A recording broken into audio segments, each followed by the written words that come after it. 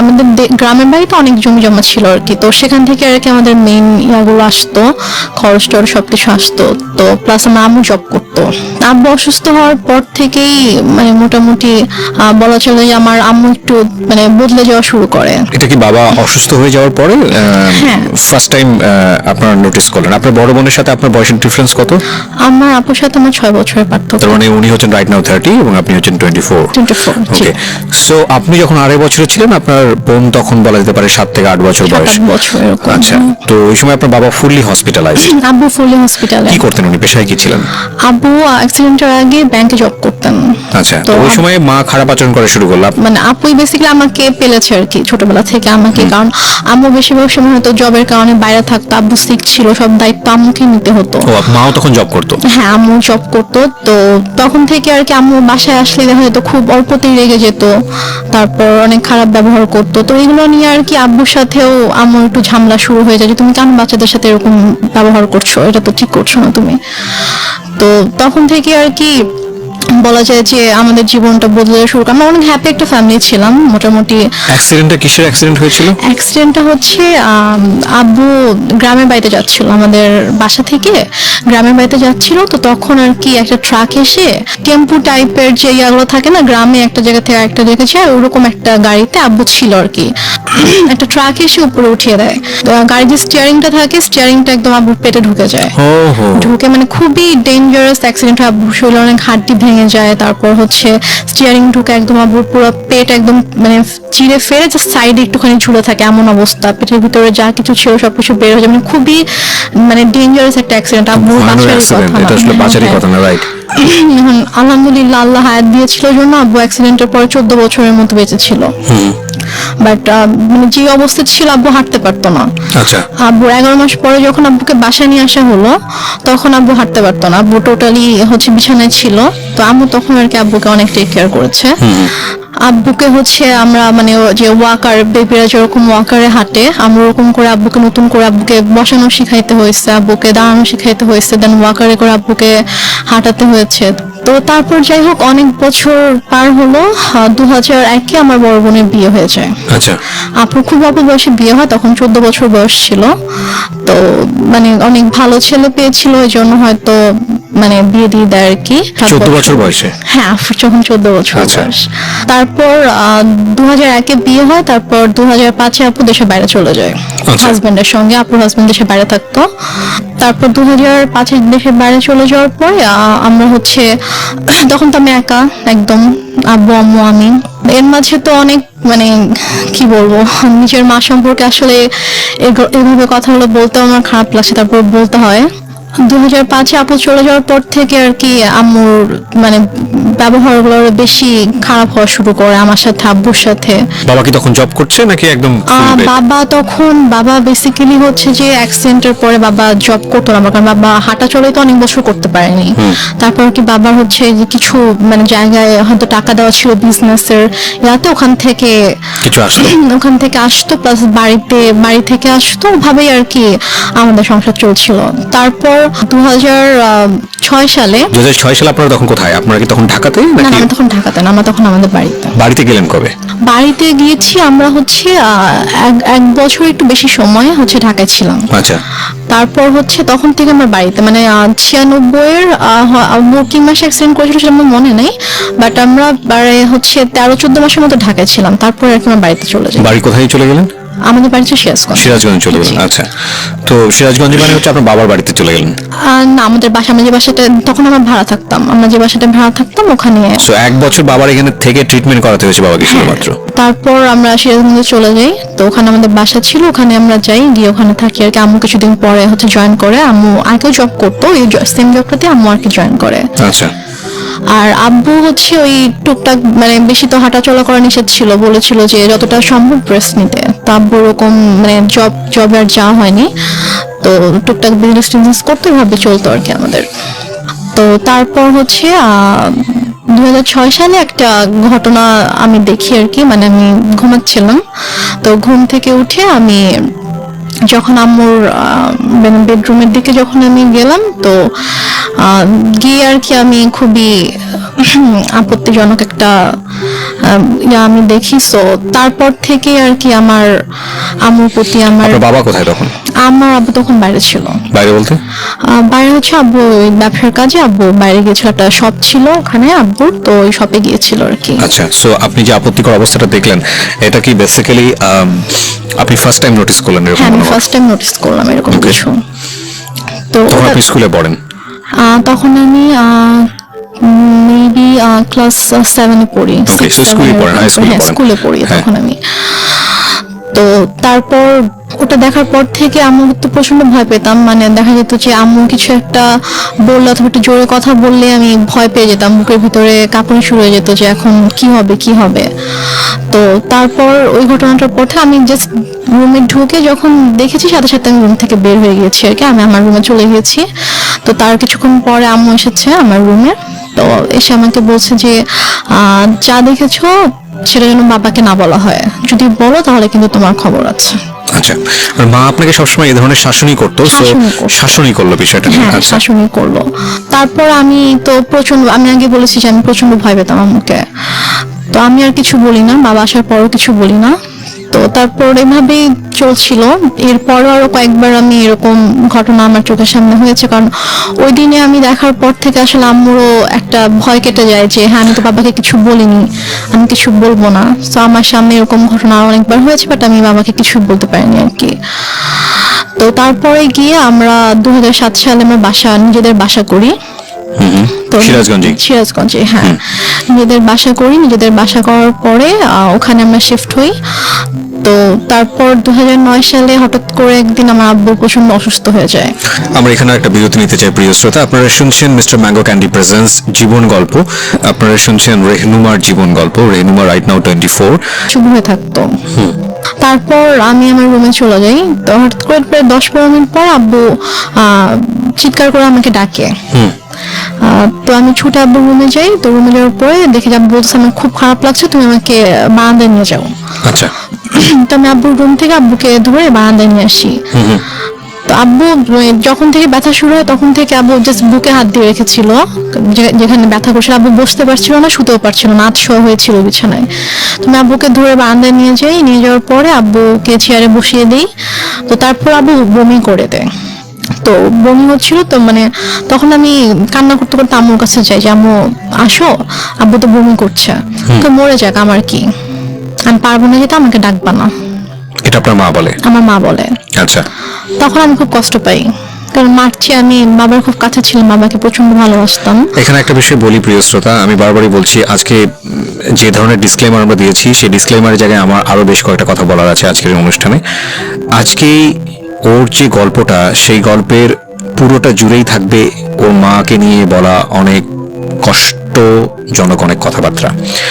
আমাদের সমাজে কিংবা আমাদের পুরো পৃথিবীতে যদি বলি, মা হচ্ছেন এমন একটি ক্যারেক্টার, মা হচ্ছেন এমন একটি স্বর্গীয় গিফট সন্তানের জন্য, যেখানে কোনো লজিকই খাটে না।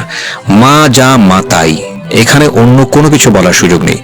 সুতরাং আজকের এই পার্টিকুলার বিষয়কে কেন্দ্র করে আপনি আইদার পজিটিভ আইদার নেগেটিভ কোনো কিছুই ভাববেন না মার এই বিষয়টাকে নিয়ে। আমি বারবার আপনাদেরকে সতর্ক করছি। আপনারা বরং ভাবুন এটা, যে একটা মেয়ে পরিবারে এই ধরনের পরিবেশের মধ্যে বড় হয়ে সে আজকে কোথায় দাঁড়িয়ে আছে, কিভাবে ফাইট করছে। কারণ এই পার্টিকুলার একটা মাকে দিয়ে সমাজের অন্য সকল মাকে চিন্তা করার কোনো সুযোগ নেই। চিন্তা করতে গেলে আপনার এই গল্পটাকে ফেক মনে হবে, এক।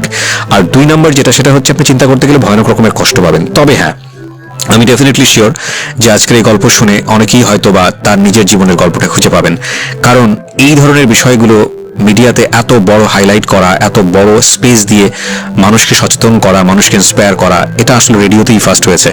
সো সেই জায়গা থেকে আমাদের জন্য এটা অনেক বড় একটা চ্যালেঞ্জ। আমি বারবার ইন্টারাপ্ট করছি আপনাদেরকে এই একটা জিনিস বোঝানোর জন্য, গল্পের ক্যারেক্টারের কোনো পার্টিকুলার বিষয় যেটা আপনার মধ্যে নেগেটিভ কনসিকুয়েন্স তৈরি করে ওটাকে ফোকাস না করে বরং এই মেয়েটার স্ট্রাগলটাকে ফোকাস করবেন প্লিজ। ওকে, হ্যাঁ। তারপর আমি মাকে ডাকতে চাইনি। তো তারপর আব্বু পরপর 3বার বমি করেছে। তো বমি করার পরে তারপর আব্বুকে নিয়ে আবার রুমে নিয়ে গিয়ে বিছানায় শুয়ে দিলাম। তারপর আব্বু আমাকে মানে হাত জোড় করে মানে আমাকে বলছে যে আমাকে মাফ করে দিও। তা আমি বলছি তুমি এভাবে কেন কথা বলছো? বলছে যে আমি তোমার জন্য কিছুই করতে পারলাম না। মানে আমি তখন এতটাই মানে আমি তো কিছু বুঝতাম না তখন। আমি যদি এখন এখন যদি থাকতাম ওই সিচুয়েশনে, আমি হয়তো বুঝতে পারতাম যে আবু হয়তো আর বেশিক্ষণ থাকবে না, এই জন্য এভাবে বলছে। বাট তখন আমি বুঝিনি আসলে। আমি যে এভাবে কথা বলো না বাবা, তুমি ঠিক হয়ে যাবা, ভাই আসবে একটু পরে, তোমাকে হসপিটালে নিয়ে যাবো, তুমি ঠিক হয়ে যাবা, কিছু হবে না। তো তারপর ভাইয়া 5টার দিকে, ভাইয়া মেবি 4টার দিকে বাসা থেকে বের হয়। তো বাসা থেকে তখন ঝড় বৃষ্টি থেমে গেছে, বাট স্টিল কোথাও অ্যাম্বুলেন্স নেই। তো ভাইয়া হেঁটে হেঁটে রাত 4টায় স্বাভাবিকভাবে একটা ছোট এই শহরে, ভাইয়াটা কোন ভাইয়া ছিল? ভাইয়া ওই যে আমি বললাম একটা কাজিনকে ফোন করছিলাম আচ্ছা, সে রাত okay, থেকে। okay. 4টা মানে কি, ভোর 4টা? ভোর 4টা, হ্যাঁ। Okay. তো ভোর 4টায় ভাইয়া বাসা থেকে বের হয়ে যায়, হচ্ছে হসপিটালে যায়। সে কোনোভাবে কোনো অ্যাম্বুলেন্স ম্যানেজ হয়ে গেলে, এই সময়ের মধ্যে মা আসেনি এই রুমে? মা একবারও আসেনি। আচ্ছা, পরে একটা রিক্সায় আমি উঠি, আর একটা রিক্সায় বাবাকে নিয়ে ভাইয়া উঠে আব্বুকে হসপিটালে নিয়ে যাই। তো নিয়ে যাওয়ার পরে ওখানকার ডক্টররা চেক করার পরে বলছে যে একটা মাইনর স্ট্রোক হয়েছে। আচ্ছা। বাট যদি সময় মতো আনতে পারতেন, হয়তো অবস্থা এখন খুবই মানে একটু ক্রিটিক্যাল হয়ে গেছে। ওটা থেকে আমরা save করা যেত। দেখছি, হ্যাঁ আমরা দেখছি, বাট যদি রাতে আনতে পারতেন। মানে জিজ্ঞেস করেছে যে কখন থেকে এরকম হচ্ছে। তো যখন আমি ডিটেল বললাম ডক্টরকে, তখন বলছে যে রাতে আনা উচিত ছিল। তো বললাম আসলে রাতে এরকম সিচুয়েশন ছিল না যে আমি হসপিটালে নিয়ে আসবো আব্বুকে। তো তারপর ইসিজি করা হলো, সব চেক আপ করা হলো আব্বুকে। আব্বু সারা রাত তো ঘুমায়নি, তো আব্বুকে ঘুমের ইঞ্জেকশন দেওয়া হলো ঘুমানোর জন্য। তো 6:30টার দিকে আমি আম্মুকে ফোন করলাম, আব্বুর ফোনটা আমার কাছে ছিল। তো আমি আম্মুকে ফোন করলাম যে আম্মু এই ঘটনা, আব্বুর তো স্ট্রোক হয়েছে, তো ডক্টর এটা এটা বলেছে। তো বলতেছে যে তুমি আমাকে কেন ফোন দিয়েছো, তোমার বাবা তুমি দেখো, আমাকে কেন বারবার ফোন দিয়ে বলতেছো।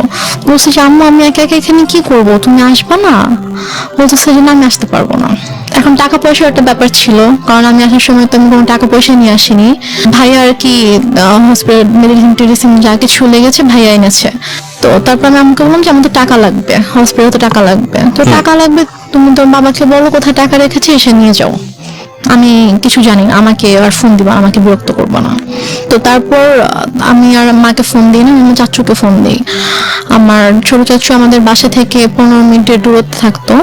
তো চাচুকে ফোন দিয়ে বলি যে চাচু আব্বু তো এরকম হসপিটালে, তো আপনি আসেন।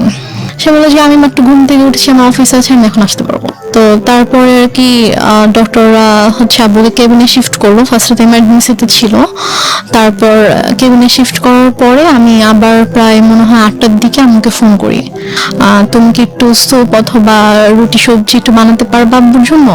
বলে কেন, আমি কেন বানাবো, তোমার দরকার থাকলে তুমি সে পানি নিয়ে যাও। কোন ক্লাসে পড়েন তখন আপনি? আমি তখন ক্লাস 9 পড়ি। ক্লাস 9-এ, ওকে। তো কি মনে করে আম্মু আবার প্রায় আধা ঘন্টা পরে ফোন দিয়েছে, ফোন দিয়ে বলছে যে একটু পরে তো বউ আসবে, তো বউ আসলে আমি বউকে দিয়ে নাস্তা বানিয়ে পাঠিয়ে দিব। তো বললাম আচ্ছা ঠিক আছে। বুয়া আসছে পরে, হয়তো বুয়াকে দিয়ে নাস্তা বানিয়েছে, বানিয়ে আম্মু নিজে এসেছে 9:30টার দিকে। এসে বলতেছে যে এই যে নাস্তা দিলাম, এখন আমি যাচ্ছি, আমাকে আর বিরক্ত করবা না, আমাকে আর ফোন দিবা না, কি কর তুমি করো, তোমার বাবার ড্রয়ারে টাকা আছে, ওখান থেকে নিয়ে তুমি খরচ করো, আমাকে বিরক্ত করো না তুমি।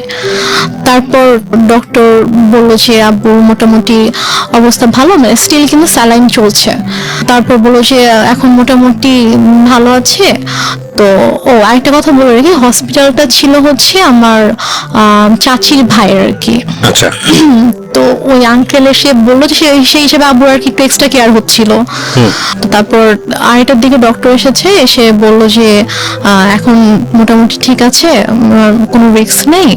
তো উনি ঘুমানোর তো ইঞ্জেকশন দেওয়া হয়েছিল, তো উনি ঘুমালে উনি বেটার ফিল করবে, আপনারা ওনাকে বেশি বিরক্ত করেন না, এটা বলছে আর কি। তো বলার পরে তো আমি বললো যে ঠিক আছে, আমি তো সারাদিন ছিলাম, আমি এখন চলে যাই, তুমি থাকো। আমার সাথে আমার একটা ভাগিনা ছিল, মানে ও আর আমি সেম এজেরই ছিলাম। তো আমি আর হসপিটালে ছিলাম, তো আম্মু চলে গেল। যাওয়ার পরে আমাকে আম্মু বাসায় চলে যাওয়ার, আমি হসপিটাল থেকে আমাদের বাসার দূরত্ব ছিল 5-6 মিনিট, রিক্সায় করে 5-6 মিনিট দূরত্ব ছিল। তো তারপর আম্মু বাসায় গিয়ে আমাকে ফোন দিয়েছে, ফোন দিয়ে বলছে তুমি বাসায় আসো, তুমি আমার যে ইয়াটা ছিল নাম ছিল মধু, বলছে তুমি আর মধু বাসায় আসো। তো আমি বলছি বাসায় কেন যাবো, আব্বু তো একা থাকবে। তো বলছে যে সমস্যা নেই, তুমি আসো, তোমার বড় খালামণি যাচ্ছে। আচ্ছা। আমি বললাম যে বড় খালামণি কেন আসবে, বড় খালামণিকে দেখলে তো আব্বু রেগে যাবে। মানে আমার বড় খালামণির সাথে আব্বুর একটু সমস্যা ছিল। আচ্ছা। সমস্যা ছিল বলতে যে মানে বড় খালামণির মানে বিহেভিয়ারের জন্য আব্বু বড় খালামণিকে পছন্দ হতো, এটা অ্যাভয়েড করতো আর কি। আচ্ছা। তো মনে হচ্ছে আব্বু যদি রেগে যায় তখন তো আব্বুর জন্য তো এটা মানে খারাপ হতে পারে। একটু করে চোখ খুলেছে, তো খুলে বলছে মানে ইশারা করে বলছে যে না ঘুমাচ্ছি না, আম্মু তোমাকে বাসায় ডেকেছে, আমি বাসায় যাচ্ছি, আমি গিয়ে চলে আসবো, বেশিক্ষণ থাকবো না, আর মা চলে আসবে, তুমি থাকো, আমি আসছি। তো আব্বু বেশ চোখ দিয়ে ইশারা করে ওকে।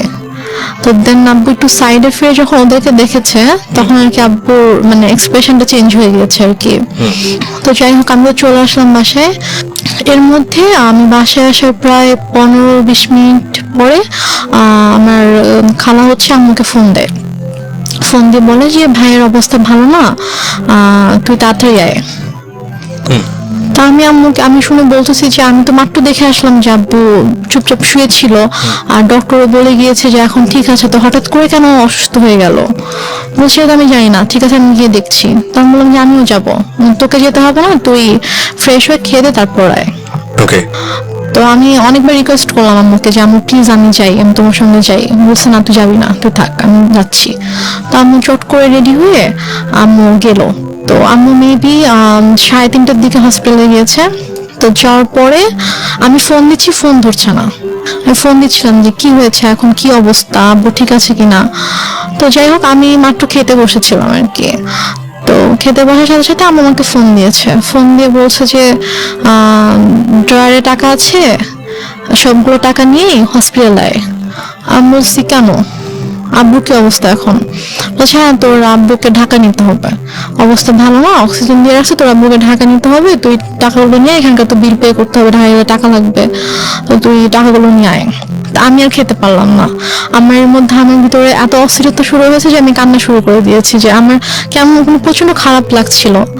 তো তারপর আমি টাকা নিয়ে চট করে বের হলাম। তারপর আমি হসপিটালে আসার পরে দেখি যে আমার একজন চাচু বাসার সরি হসপিটালের নিচে দাঁড়িয়ে আছে। আমি রিক্সা থেকে নামার সাথে সাথে চাচু আমার হাত ধরেছে, তো ধরে বলতেছে যে চল উপরে চল। আমি বললাম যে আব্বু কি হয়েছে? তখন আমি মানে আমার খুব খারাপ লাগছিল, যে আমার মানে মনে হচ্ছিল যে মেবি আব্বু নেই। তার মধ্যে সত্যি করে বল আব্বুর কি হয়েছে। তো আব্বুর কেবিন ছিল হচ্ছে 3 তলায়। তো দেন আমি গেলাম, তো চাচু পুরোটা সময় আমার হাত ধরে আছে। 3 তলাতে যাওয়ার পরে দেখি যে আব্বুর মানে কেবিনের দরজাটা খোলা, দরজার সামনে অনেক মানুষ।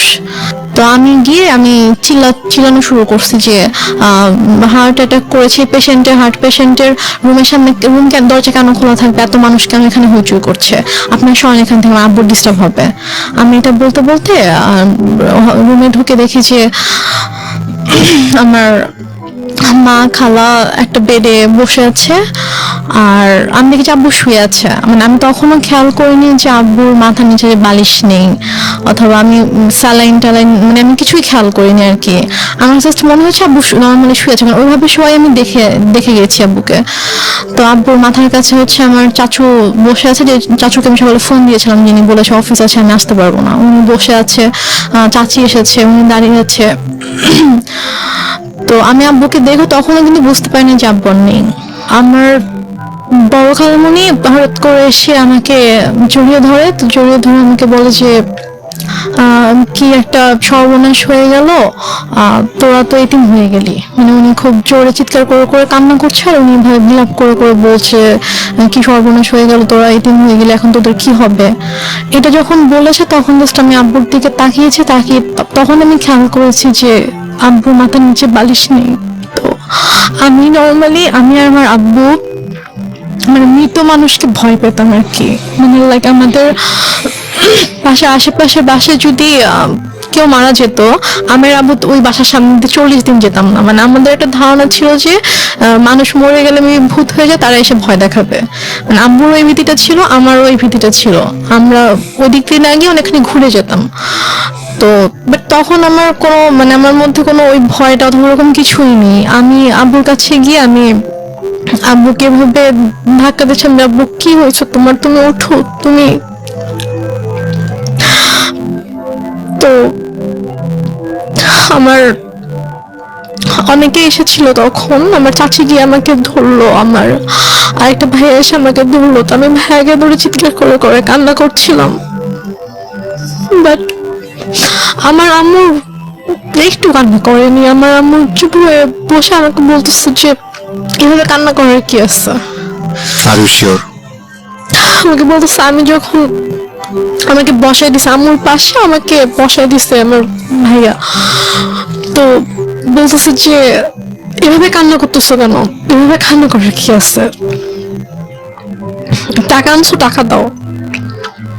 মানে আমি just অবাক হয়ে তাকিয়েছিলাম যে মানে সামনের বেডে আব্বু এভাবে পড়ে আছে আর সে আমার সাথে এভাবে কথা বলছে। তারপর আমি অনেকক্ষণ চুপ করে বসেছিলাম। তারপর আমার সাথে ব্যাগ ছিল, নিজে আম্মু ব্যাগটা নিল, নিয়ে যে ভাইয়াটা সকালে আব্বুকে হসপিটালে নিয়ে আসছে ওকে বললো যে যা গিয়ে বিল পে করে হসপিটালে ঝামেলা শেষ করে একটা অ্যাম্বুলেন্স ঠিক কর, নিয়ে যেতে হবে। তো এর মাঝে আমার আপু ফোন করছে, আপু ঘুমায় ছিল, তো ঘুম থেকে উঠতে পারে ভাইয়া যখন বলছে যে আবু অসুস্থ হসপিটালে, তুমি আমাকে ফোন করো।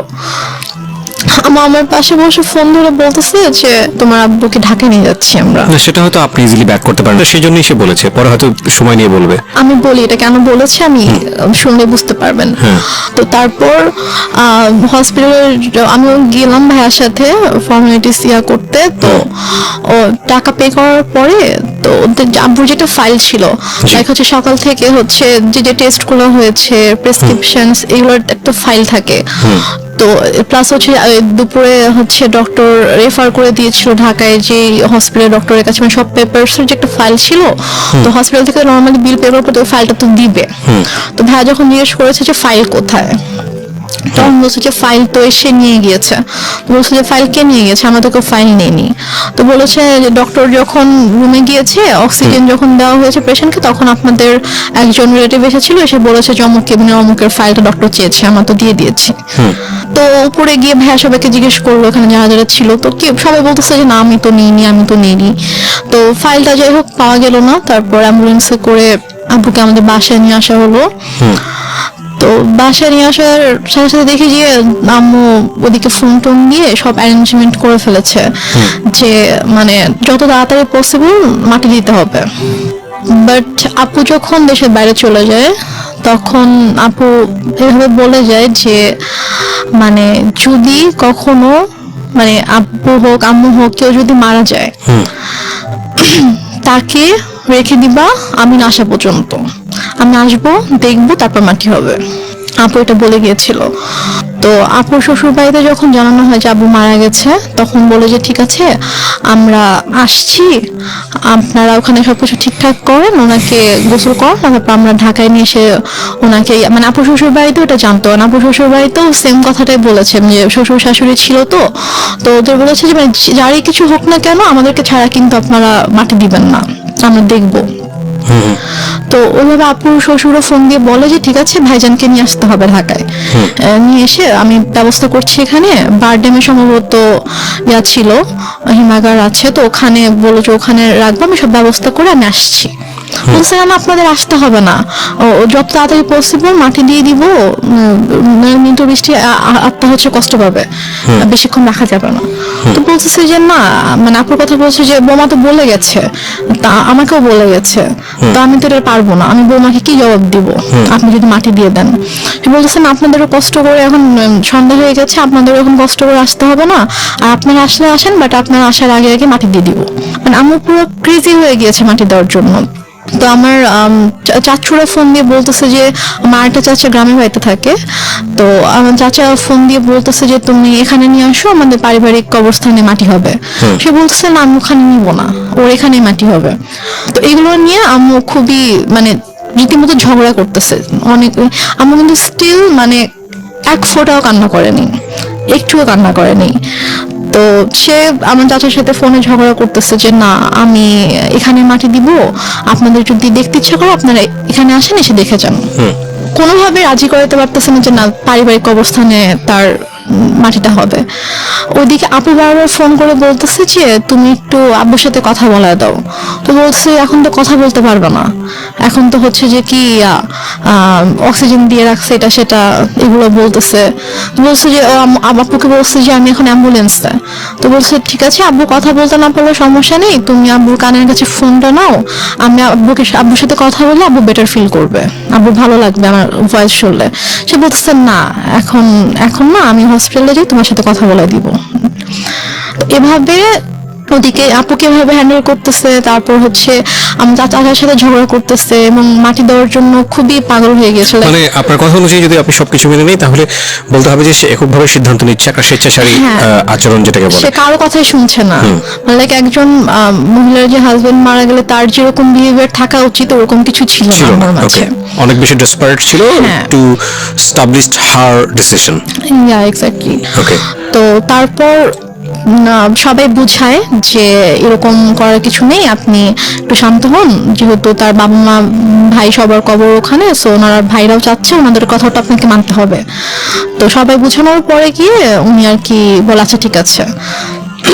দেন আব্বুকে গোসল করানো হয়। করানোর পরে রাত 8টার দিকে সম্ভবত অথবা 8টার পরে আব্বুকে একটা ট্রাক নিয়ে আসা হয়। মানে আমাদের বাসা থেকে আমার দাদুর যে গ্রাম 1 ঘন্টার দূরত্ব ছিল আর কি। জি। তো ওখানে তারপর আমরা যাওয়ার জন্য মাইক্রো ট্রাক সবকিছু অ্যারেঞ্জ করা হয়। তো আমি বলি যে আমি যাবো, বলেন তোমাকে যেতে হবে না, আমাকে বাসায় রাখে। আর বাসায় আমার ছোট খালামণি ছিল আর কে ছিল, তো ওদের কাছে আমাকে রেখে যায়। রেখে আমি চলে যাই ওদের সাথে গ্রামের বাড়িতে মাটি দেওয়ার জন্য। আচ্ছা। মাটি দিয়ে রাতের 12:30 পৌনে 1টার দিকে চলে আসে, সবাই আবার ব্যাক করে আর কি। স্টিল আপুর সাথে সে কথা বলতেছে যে বাবা বেঁচে আছে, বাবা বেঁচে আছে, বাবা হসপিটালে। আপু বারবার ফোন দিয়ে বলছে যে কথা বলায় দাও, কথা বলে দাও, সে মানে বলাচ্ছেন আর কি। তো দেন মেবি 12:30 পৌনে 1টার দিকে আসলো বাসায়। তো আসার পরে তখন গিয়ে আপু শাশুড়িকে বলেছে যে আপনাদের আসতে হবে না, আমি যেহেতু মাটি দিয়ে দিয়েছি তাড়াতাড়ি, তো আপনারা সকালে আসেন, রিল্যাক্সে সকালে আসেন, এখন আসতে হবে না। তো তারপর ওরাও আসলো না। তো তারপর আপুকে আমাদের সময় সকাল 5:30টার দিকে আপুকে ফোন দিয়েছে, ভাইয়াকে ফোন দিয়েছে। ভাইয়াকে ফোন দিয়ে, তো আপু কলেজে ছিল, ভাইয়া কেউ কিন্তু জানায়নি। তো 5:30টার দিকে ভাইয়াকে ফোন দিয়ে বলছে যে তোমার আব্বা তো মারা গেছে। তো বলছে যে মানে কি, আপনি তো একটু আগেও বলছেন, মানে রাতের বেলাও যখন কথা হচ্ছে তখন তো আপনি বলছেন যে আব্বা ঢাকায় হসপিটালে, এখন মারা গেছে, মানে আপনি কি বলতেছেন এগুলা? ভাইয়া বিশ্বাস করতে পারতেছে না। তো বলতেছে যে হ্যাঁ এরকম মারা গেছে, মাটি দিয়ে আসছি, ডিটেল বললো আর কি। তো তাহলে আপনি কেন বিকেল থেকে বলছেন যে আপনি আব্বুকে ঢাকায় নিয়ে আসতেছেন, এগুলো কেন বলছেন, মিথ্যা কথা কেন বলছেন? পরে বলে যে তারপর বলছে যে আপনাদেরকে তো বলা হয়েছে যে কেউ মারা গেলে রাখতে, আমরা দেখবো তারপর মাটি হবে, তো আপনি কেন মাটি দিয়ে দিলেন? ভাই আমার সাথে এভাবে কথা বলতেছিল। তো বলতেছে যে আমার ইচ্ছা হয়েছে আমি দিচ্ছি। এটা আপনার মা বলছেন? আমার মা বলছে আমার ইচ্ছা হয়েছে আমি দিচ্ছি, এখন তো কিছু করার নাই। আপুর কথা বলছে যে ওকে জানাও ও কোথায়। তো বলছে ঠিক আছে, ওকে আপনার জানাইতে হবে না, আমি ওকে জানাচ্ছি, আমি আমার ওয়েতে ওকে জানাবো। তো তারপর আপু কলেজে ছিল। তো আপু কলেজ থেকে আসার পর এর মধ্যে বাসায় হচ্ছে আপুর কিছু ফ্রেন্ডকে ভাইয়া ডাকে, ওরা সবাই আসে। তো আপু বাসায় এসে দেখে আপুর ফ্রেন্ডরা বাসায়, ভাইয়া বাসায়। তো আপু বলে যে কি হয়েছে তোমরা হঠাৎ করে বাসায় না জানিয়ে? তো বলে আসলাম আর কি। তো ওরা অনেক খাবার টাবার রান্না করে আনছে, তো আনার পর আপুকে খাওয়াইছে। খাওয়ানোর পর তারপর আপুকে বলছে যে এরকম আব্বু তো মারা গেছে। তখন আপু খুব শক যে মানে কি, আমাকে তো বলা হয়েছে যে আব্বু হসপিটাল, আব্বু ঢাকায়, তাহলে আমি কেন মিথ্যা কথা বলছে? দেন আপু আমাকে ফোন করে বলে যে তুমি কেন মিথ্যা বললা, যাই হোক অনেক কথা। তো আমি বলে যে এরকম মৃত মানুষকে রাখতে হয় না, কষ্ট পায়, এগুলো নিয়ে আর কি অনেক ইয়ে হয়। বাট তখনও আমি বুঝতে পারিনি যে আসলে ব্যাপারটা কি হয়েছে। তো এর মাঝে কথা উঠে আব্বুর ওই ফাইলটা নিয়ে। এটা নিয়ে যখন কথা উঠে যে ওই ফাইলটা কোথায়, আমার বড় খালার ছেলে হচ্ছে ডাক্তার। তো ভাইয়া এসে বলে যে আমি রিপোর্টস গুলো দেখবো, আমার কাছে মনে হচ্ছে যে ডাক্তারদের কোনো একটা অবহেলার কারণে, তো ভুল কোনো কিছুর কারণে এরকম ভাবে খালু মারা গেছে। কিন্তু ফাইলটা মিসিং। হ্যাঁ, তো এই জন্য ওরা হসপিটাল থেকে ফাইলটা মিসিং করে দিয়েছে। আমরা একটা বিষয় একটু বলি প্রিয় শ্রোতা, আজকের এই গল্পটা একটু যে জায়গাটা এখন দাঁড়িয়ে আছে সেটা সামনের দিকে গিয়ে পুরোপুরি অন্যদিকে মন নেবে, because I know the story. এবং এইটুকুতে যদি নাটক বা সিনেমার গল্পের জায়গায় আপনি চিন্তা করেন, তাহলে একজন ব্যক্তি যে ভিলেনের ভূমিকায় চলে এসছে। কিন্তু আমরা যেহেতু এখানে জীবন গল্প প্রচার করি, আমরা সবসময় একটা কথা বলি, প্রত্যেকটা মানুষই আমাদের এই অনুষ্ঠানের প্রেক্ষাপট থেকে রেসপেক্টেবল। দেখুন, ওই মানুষটাকে যদি আজকে রেহনুমা যে জায়গাটায় বসে আছে সেখানে বসানো যায়, সে তার জায়গা থেকে হয়তো বিষয়গুলোকে অন্যভাবে ব্যাখ্যা দাঁড় করানোর চেষ্টা করবে। এবং রেহনুমা যে কথাগুলো বলছে এখানে, সেগুলোকে একেবারে টাইম মেশিনে গিয়ে ওই সময়ে বসে ঘুরে দেখে প্রুফ করার কোনো সুযোগ নাই। সে কারণে আমরা একেবারে সারেন্ডার করি এই জায়গাটাতে, this is not investigative show. But কিছু বিষয় আছে যেগুলো আমরা আমাদের সামাজিকতার জায়গা থেকে জানি, যে একজন সন্তান কখন মার এগেনস্টে গিয়ে কমপ্লেইন করে, কিংবা মা কখন সন্তানের এগেনস্টে বলতে বাধ্য হয়, কারণ পৃথিবীর সবচাইতে মধুরতম সম্পর্ক হচ্ছে এই জায়গাটি। সুতরাং ওই জায়গাটির প্রতি আজকের এই অনুষ্ঠান শুনে রেসপেক্ট কমুক, এটা আমাদের উদ্দেশ্য নয়। আমরা বরং রেহনুমার মাকে সম্মান জানাই। আমাদের মার জায়গাটি থেকে যে ধরনের রেসপেক্ট আছে প্রত্যেকটা মায়ের প্রতি, রেহনুমার মায়ের প্রতিও আমাদের ঠিক সেই রেসপেক্টটাই থাকছে। আমরা বরং গল্পটাকে অন্যদিকে একটু ফোকাস করি, যে রেহনুমা এইরকম একটা প্রবলেম পরিবারের মধ্যে ফেস করেছে, বা করার পরেও সে আজকে কোথায় দাঁড়িয়ে আছে। এবং এই গল্পটা এই কারণেই প্রচার করতে চাই, সবাইকে যদি মানে আমাদের সামনে আনতে পারেন। রিসেপশনে যিনি ছিল উনি বলেছে যে তাহলে আমি চিনে ফেলবো। আচ্ছা, কে ছিল উনি বলেছে যে, আমি জিজ্ঞেস করছিলাম যে মানে কে ছিল, ছেলে ছিল নাকি মেয়ে ছিল, তো উনি বলছে মহিলা ছিল। আচ্ছা, তো উনি যে বললো যে অমুক কেবিনের অমুক পেশেন্টের হচ্ছে আমি রিলেটিভ, তো ডক্টর ফাইলটা চেয়েছে, ফাইলটা দেন তাড়াতাড়ি। তো ফাইলটা পরে নিয়ে গিয়েছে। তো যাই হোক, তো তারপর এটা নিয়ে আর কোনো ইয়া হয়নি। আম্মুকে যখন বললাম যে চলো তাহলে আমরা সবাইকে নিয়ে যাই ওখানে, যেদিন ছিল বলছে যে না, আমরাই তো ছিলাম, আমরা তো কেউ যাই নাই। তারপর যেতে সমস্যা কোথায়, চলো। আমি বলছেন আমি যাবো না। এটা নিয়ে এক পর্যায়ে আমার সাথে অনেক বড় সিনক্রিট হয়েছে, অনেক কথা কাটাকাটি হয়েছে। ভাইয়াও বলেছে যে খালা চলো, কি সমস্যা, তো সে বলছে আমি যাব না। তো ওই হসপিটালে মূলত ছিল যে আমাদের ফ্যামিলি ডক্টর যেটা থাকে, তো ডক্টর এখানকার ছিল, আমাদের কিছু হইলে আমরা ওই হসপিটালতে যেতাম আর কি। তো তারপর থেকে আমার ওই হসপিটালে যায় না। আচ্ছা, মানে কোনো প্রবলেম হলে আর ওই হসপিটালে যায় না, সে ডক্টর চেঞ্জ করে ফেলছে, হসপিটাল চেঞ্জ করে ফেলছে। তো তারপর যাই হোক, এটা নিয়ে আর কোনো কথা কাটাকাটি হয়নি, কিছু হয়নি, শেষ হয়ে গেল ব্যাপারটা। তো তারপর থেকে আব্বু মারা গেল হচ্ছে মে মাসে।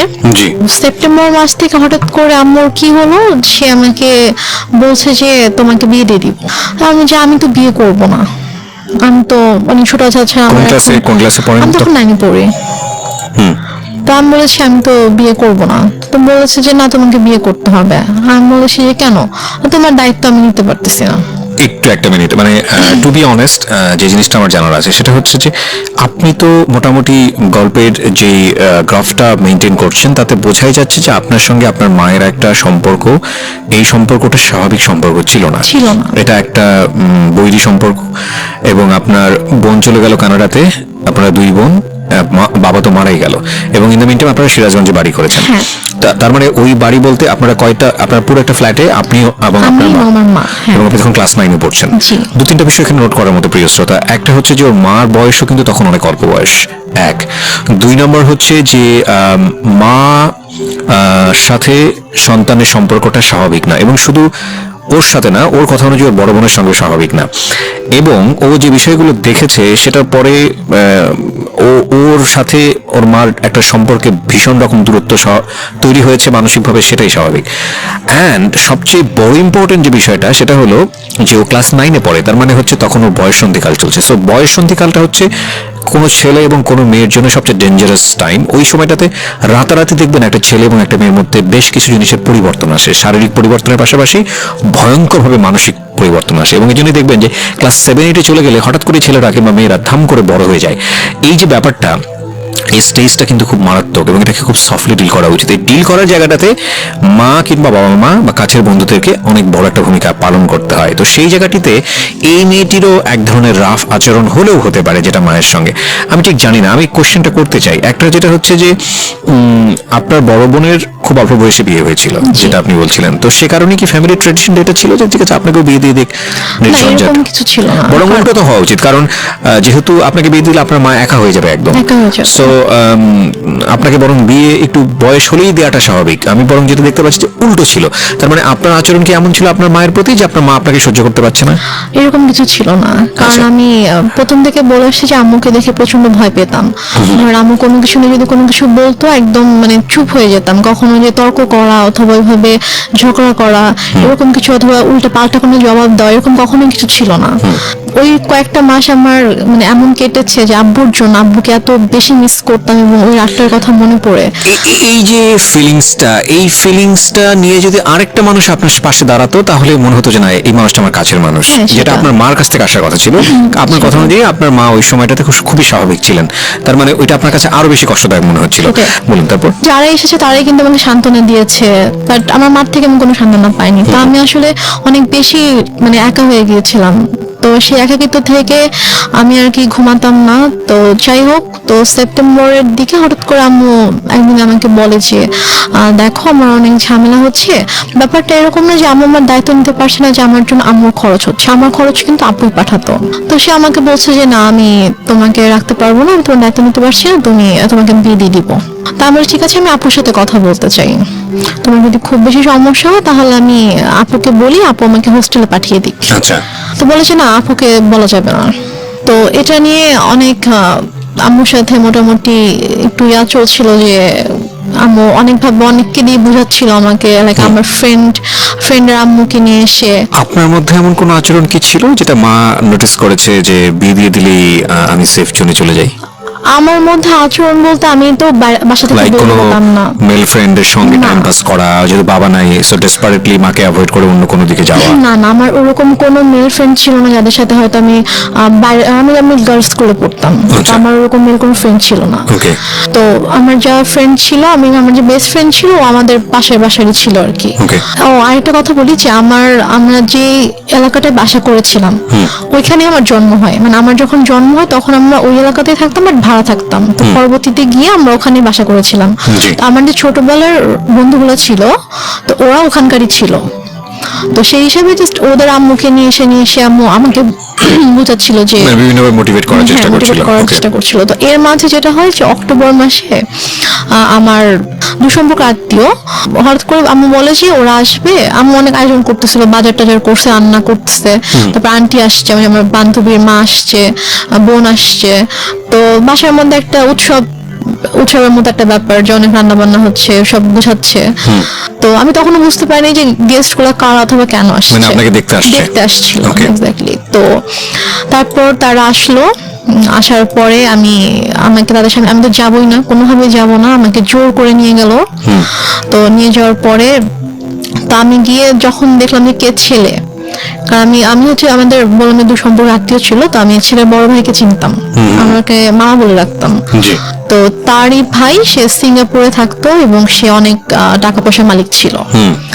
এবং ছেলেটা মানে মানুষের সবাই আল্লাহর সৃষ্টি, কারো চেহারা নিয়ে খারাপ কথা বলতে চায় না, তো বলতেও হয় না। তারপর আমি জাস্ট বলছি যে ছেলেটা অনেকটা লম্বা ছিল, লাইক সে দেখতে এক কথা যে সে জাস্ট নিগ্রোদের মতো ছিল, নিগ্রোদের যেরকম অনেক কালো হয়, যে ওরা দেখতে যেরকম হয় এক্স্যাক্টলি দেখতে ওরকম ছিল অনেকটা। Okay. তো আমি জাস্ট গেলাম, যাওয়ার পর আমি যখন দেখলাম, তো দেখে আমি সাথে সাথে তো আমি রুম থেকে চলে আসছি। ওকে। তারপর আম্মু আমার রুমে আসলো যে তুমি এরকম বেয়াদবের মতো উঠে কেন চলে আসলা। আমি বললাম যে আমি ওখানে কেন থাকবো, তুমি আচ্ছা। তো আমাকে জোর করে নিয়ে গিয়েছো, আর তুমি ছেলের অবস্থা দেখছো কিরকম। তো পরে বলতে তারপর বিষয়টা কিরকম, ছেলেটাকে পছন্দ হলে আপনি বিয়ে করে ফেলতেন? না, পছন্দ হলে যে বিয়ে করতাম সেটা না, আমি বলছি যে তোমার কি মানে এতটুকু মানে নেই যে তুমি এরকম একটা ছেলের সাথে আমাকে বিয়ে দেওয়ার জন্য নিয়ে আসছো, মানে তোমার রুচিবোধে কিভাবে এটা করলো যে তুমি এরকম একটা ছেলের সাথে আমাকে বিয়ে দিবে, এরকম একটা ছেলের সাথে তুমি আমাকে বিয়ে দিতে চাও। আচ্ছা। এই জন্য আর কি ছেলেকে পছন্দ হলে যে আমি বিয়ে করতাম ব্যাপারটা এরকম না, কারণ বিয়ের কোনো চিন্তা ভাবনা আমার মাথায় ছিলই না। তো তো তারপর তো আমি ওখানে আর গেলাম না, ওদের সামনে আর গেলাম না, অনেক ফোর্স করলো। দেন ওরা বিকেলে চলে গেল। তো যাওয়ার পরে আমাকে ওই আমার আন্টি তারপর আম্মু সবাই মিলে বোঝাচ্ছে যে সোনার চামচ হচ্ছে বাঁকা হলেও ভালো, ছেলে না হয় দেখতে একটু খারাপ বাট স্টাবলিশড একটা ছেলে, সিঙ্গাপুরে অনেক কিছু করেছে, তার অনেক টাকা পয়সা, তো সমস্যা কি? ওকে, ছেলে বয়স অনেক বেশি ছিল, 40 আপ ছিল। আপনি তখন ক্লাস 9-এ আমি পড়েন। তখন ক্লাস 9-এ পড়ি। মানে 14 থেকে 15 বছর বয়স সর্বোচ্চ। তো তারপর গিয়ে যাই হোক, এটা নিয়ে আমি বললাম যে না, আমি কোনোভাবেই বিয়ে করবো না, আমি আমাকে আপুর সাথে কথা বলতে দাও, আমি এখান থেকে চলে যাবো, আমি তোমার কাছে থাকবো না, কিন্তু আমি বিয়ে করবো না। আচ্ছা, বাট আম্মু কোনোভাবে আপুর সাথে আমাকে কথা বলতে দিচ্ছে না। ফাইন। আমরা এই জায়গাটা একটা বিরতি নিতে চাই প্রিয় শ্রোতা। গল্পের মোড়টা কিন্তু ঘুরে গিয়েছে এবং গল্পের মোড় আরো ঘুরতেই থাকবে। রাত 2টো পর্যন্ত আপনার সঙ্গে আমরা আছি। আপনারা শুনছেন মিস্টার ম্যাঙ্গো ক্যান্ডি প্রেজেন্স জীবন গল্প। রেহনুমা হচ্ছে আজকে আমার গেস্ট। আমি আরজি কিবরি আপনার সঙ্গে রয়েছি এবং ঢাকা এফএম সারা বাংলাদেশ ব্যাপী এই মুহূর্তে কান পেতে আছেন আপনারা, আমরা জানি। দেশের প্রত্যন্ত অঞ্চল থেকে আপনারা আমাদেরকে শুনতে পাচ্ছেন। প্রতিটি জীবন গল্পই কোনো না কোনোভাবে আমাদেরকে কোনো কিছু শেখায়। এক একটা গল্প আমাদেরকে এক একটা পথ তৈরি করে দেয় এবং আমি খুব খুশি হই যখন আমি দেখি যে বিভিন্ন জায়গা থেকে ফোন আসে এবং আমাকে বলে যে ভাইয়া ওই জীবন গল্পটা আমার জীবনটাকে চেঞ্জ করে দিয়েছে। আসলে আমরা যদিও বলি এটা একটা এন্টারটেইনিং শোতে ফিলিংস অনেক বড় একটা ফ্যাক্ট। মনের মধ্যে ধাক্কা দিতে হবে যে কখনো দুঃখ, কখনো আনন্দ। মানে এই ছেলেটা অ্যারেঞ্জ ম্যারেজই ছিল। অ্যারেঞ্জ ম্যারেজ ছিল, হ্যাঁ। কি করতো ছেলেটা? তখন হচ্ছে মানে ওদের ফ্যামিলি বিজনেস ছিল। এমনি এডুকেশন ওই সময়টা তোর? ও বিবিএ কমপ্লিট করেছিল। ওকে, আপনি ক্লাস 9-এ পড়েন। হ্যাঁ। ছেলেটাই বা আপনাকে বিয়ে করলো কেন বা রাজি হলো কেন? I don't know. সে আমাকে পছন্দ করতো, ইভেন আমার আগে থেকে পছন্দ করতো? আগে থেকে পছন্দ করতো। তো আমাকে আমার বান্ধবীর মাধ্যমে বলেছিল যে ওকে আমার অনেক ভালো লাগে, ওকে একটু বল। তো আমার ফ্রেন্ড আমাকে বলেছিল যে ভাইয়া তোকে পছন্দ করে, তো মানে রিলেশনশিপে যাবি কিনা অথবা এরকম আমাকে বলেছিল। তো আমি বলেছি না, আমি এরকম কোনো কিছুতে যাব না। তো তারপর আর কি সে এবং মানে মাঝে মাঝে হয়তো আমার ফ্রেন্ডের ফোনের মাধ্যমে তার সাথে আমার কয়েকবার কথা হয়েছিল যে আব্বু মারা যাওয়ার পরে আর কি, যে ভাইয়া তোর সাথে কথা বলতে চেয়েছে। তো তারপর কথা হয়েছে, তো সে আমাকে অনেক পছন্দ করতো। আমারও ভালো লাগতো, আমার যে ভালো লাগতো না সেটা না, কিন্তু আমি আসলে এরকম ভাবে কোনো রিলেশনে যাওয়ার মতো অবস্থা ছিলাম না আর কি। তো যাই হোক, নভেম্বরের 28 তারিখে আমার বিয়ে হয়ে যায়। তারপর আমি ঢাকায় চলে আসি, ওরা সবাই ঢাকায় থাকতো। হাজবেন্ডের নাম কি ছিল? ওর নাম ছিল শাহেদ। শাহেদ। তো তারপরে আমরা ঢাকা চলে আসার পরে আর কি আমি ওদের ফ্যামিলি সবাই ছোট ছিলাম, মানে হচ্ছে ওর যে বড় বোনের ওরা 3 ভাই 2 বোন ছিল। তো ওর বড় বোনের যে মেয়ে, ও আমার বড় ছিল, মানে আমাদের বাসায় সবাই ছোট, সেই হিসেবে আমাকে সবাই খুব আদর করতো। আচ্ছা। তো ওরা মোটামুটি জয়েন্ট ফ্যামিলি ছিল, মানে বাবা মা, ওর বড় ভাই ভাবি, তাদের বেবি প্লাস ও আমি। আমরা তো ফার্স্টে আমি ওর বাসায় আসার পরে ওর ভাই যেটা করে যে ওর মা একটু অন্যরকম ছিল, মানে ফার্স্টে সে আমাকে ওইভাবে অ্যাকসেপ্ট করতে পারেনি যে ছেলের পছন্দে বিয়ে করেছে, মানে ছেলে মানে উনি আর কি বিয়ের একটু বিপক্ষে ছিল, যে উনি চায়নি যে ও আমাকে বিয়ে করুক, যে তুমি এমনি হুটহাট করে একটা মেয়েকে কিভাবে বিয়ে করতে চাও, তুমি বিয়ে করো না। তো বড় বলেছেন আমি বিয়ে করবো, আমি এটাকে ভালো লাগে, আমি বিয়ে করবো। তো এই জন্য আর কি উনি একটু আমার সাথে একটু অন্যরকম ছিল। তো তারপর যেটা হয় সেটা হচ্ছে যে ওর সবার ডিসিশন অনুযায়ী যে তোমরা কিছুদিন আলাদা থাকো, আলাদা থাকার পরে মাঝে মাঝে আম্মুর সাথে ওর দেখা হোক, ওর সম্পর্কটা একটু ইজি হোক, তারপরে তোমরা এসো। বাট প্রথমে যদি দেখো তোমরা এখানে কন্টিনিউয়াসলি থাকতে থাকো, তখন দেখা যাবে যে হয়তো আম্মা ওকে এখন একটু নিতে পারতেছে না মেন্টালি, তো ওর সাথে হয়তো কোনো একটা মিসবিহেভ করে ফেললো, সেটা হয়তো খারাপ হবে। তো তোমরা আলাদা থাকো, তারপরে মাঝে মাঝে আসবা, আমরা যাব, তারপর ঠিক হয়ে গেলে তখন চলে এসো এখানে। আচ্ছা। তো ওদের বাসা থেকে 2-3টা রোড পরে আর কি আমাদের জন্য একটা বাসা ঠিক করে। তো সে বাসাটায় আমরা ওখানে 2 মাসের মতো ছিলাম, প্রায় 2 মাসের মতো ছিলাম। তো এর মাঝে ওরা বোম অনেকবার এসেছে আমাদের বাসায়, তারপর আমরা যেতাম ওখানে। তো দেখা যায় ওনার সাথে আমি শপিং এ যেতাম আম্মুর সাথে, শাশুড়ি মায়ের সাথে। তো ওনার সাথে আমার মোটামুটি ভালো একটা সম্পর্ক হয়ে যায় আর কি। তারপর উনি বলে ঠিক আছে তোমার বাসায় চলে আসো। আচ্ছা। তারপর আমরা বাসায় চলে আসি সম্ভবত জানুয়ারি শেষের দিকে। তো বাসায় চলে আসার পরে তার মোটামুটি ভালোই কাটছিল। সবাই, ওদের বাসার সবাই আমাকে খুব আদর করতো, যে আমি সবার ছোট ছিলাম, অনেক আদরের ছিলাম সবার। তারপর এর মাঝে যেটা হয় সেটা হচ্ছে যে আম্মু হঠাৎ করে প্রবলেম ক্রিয়েট করতে থাকে।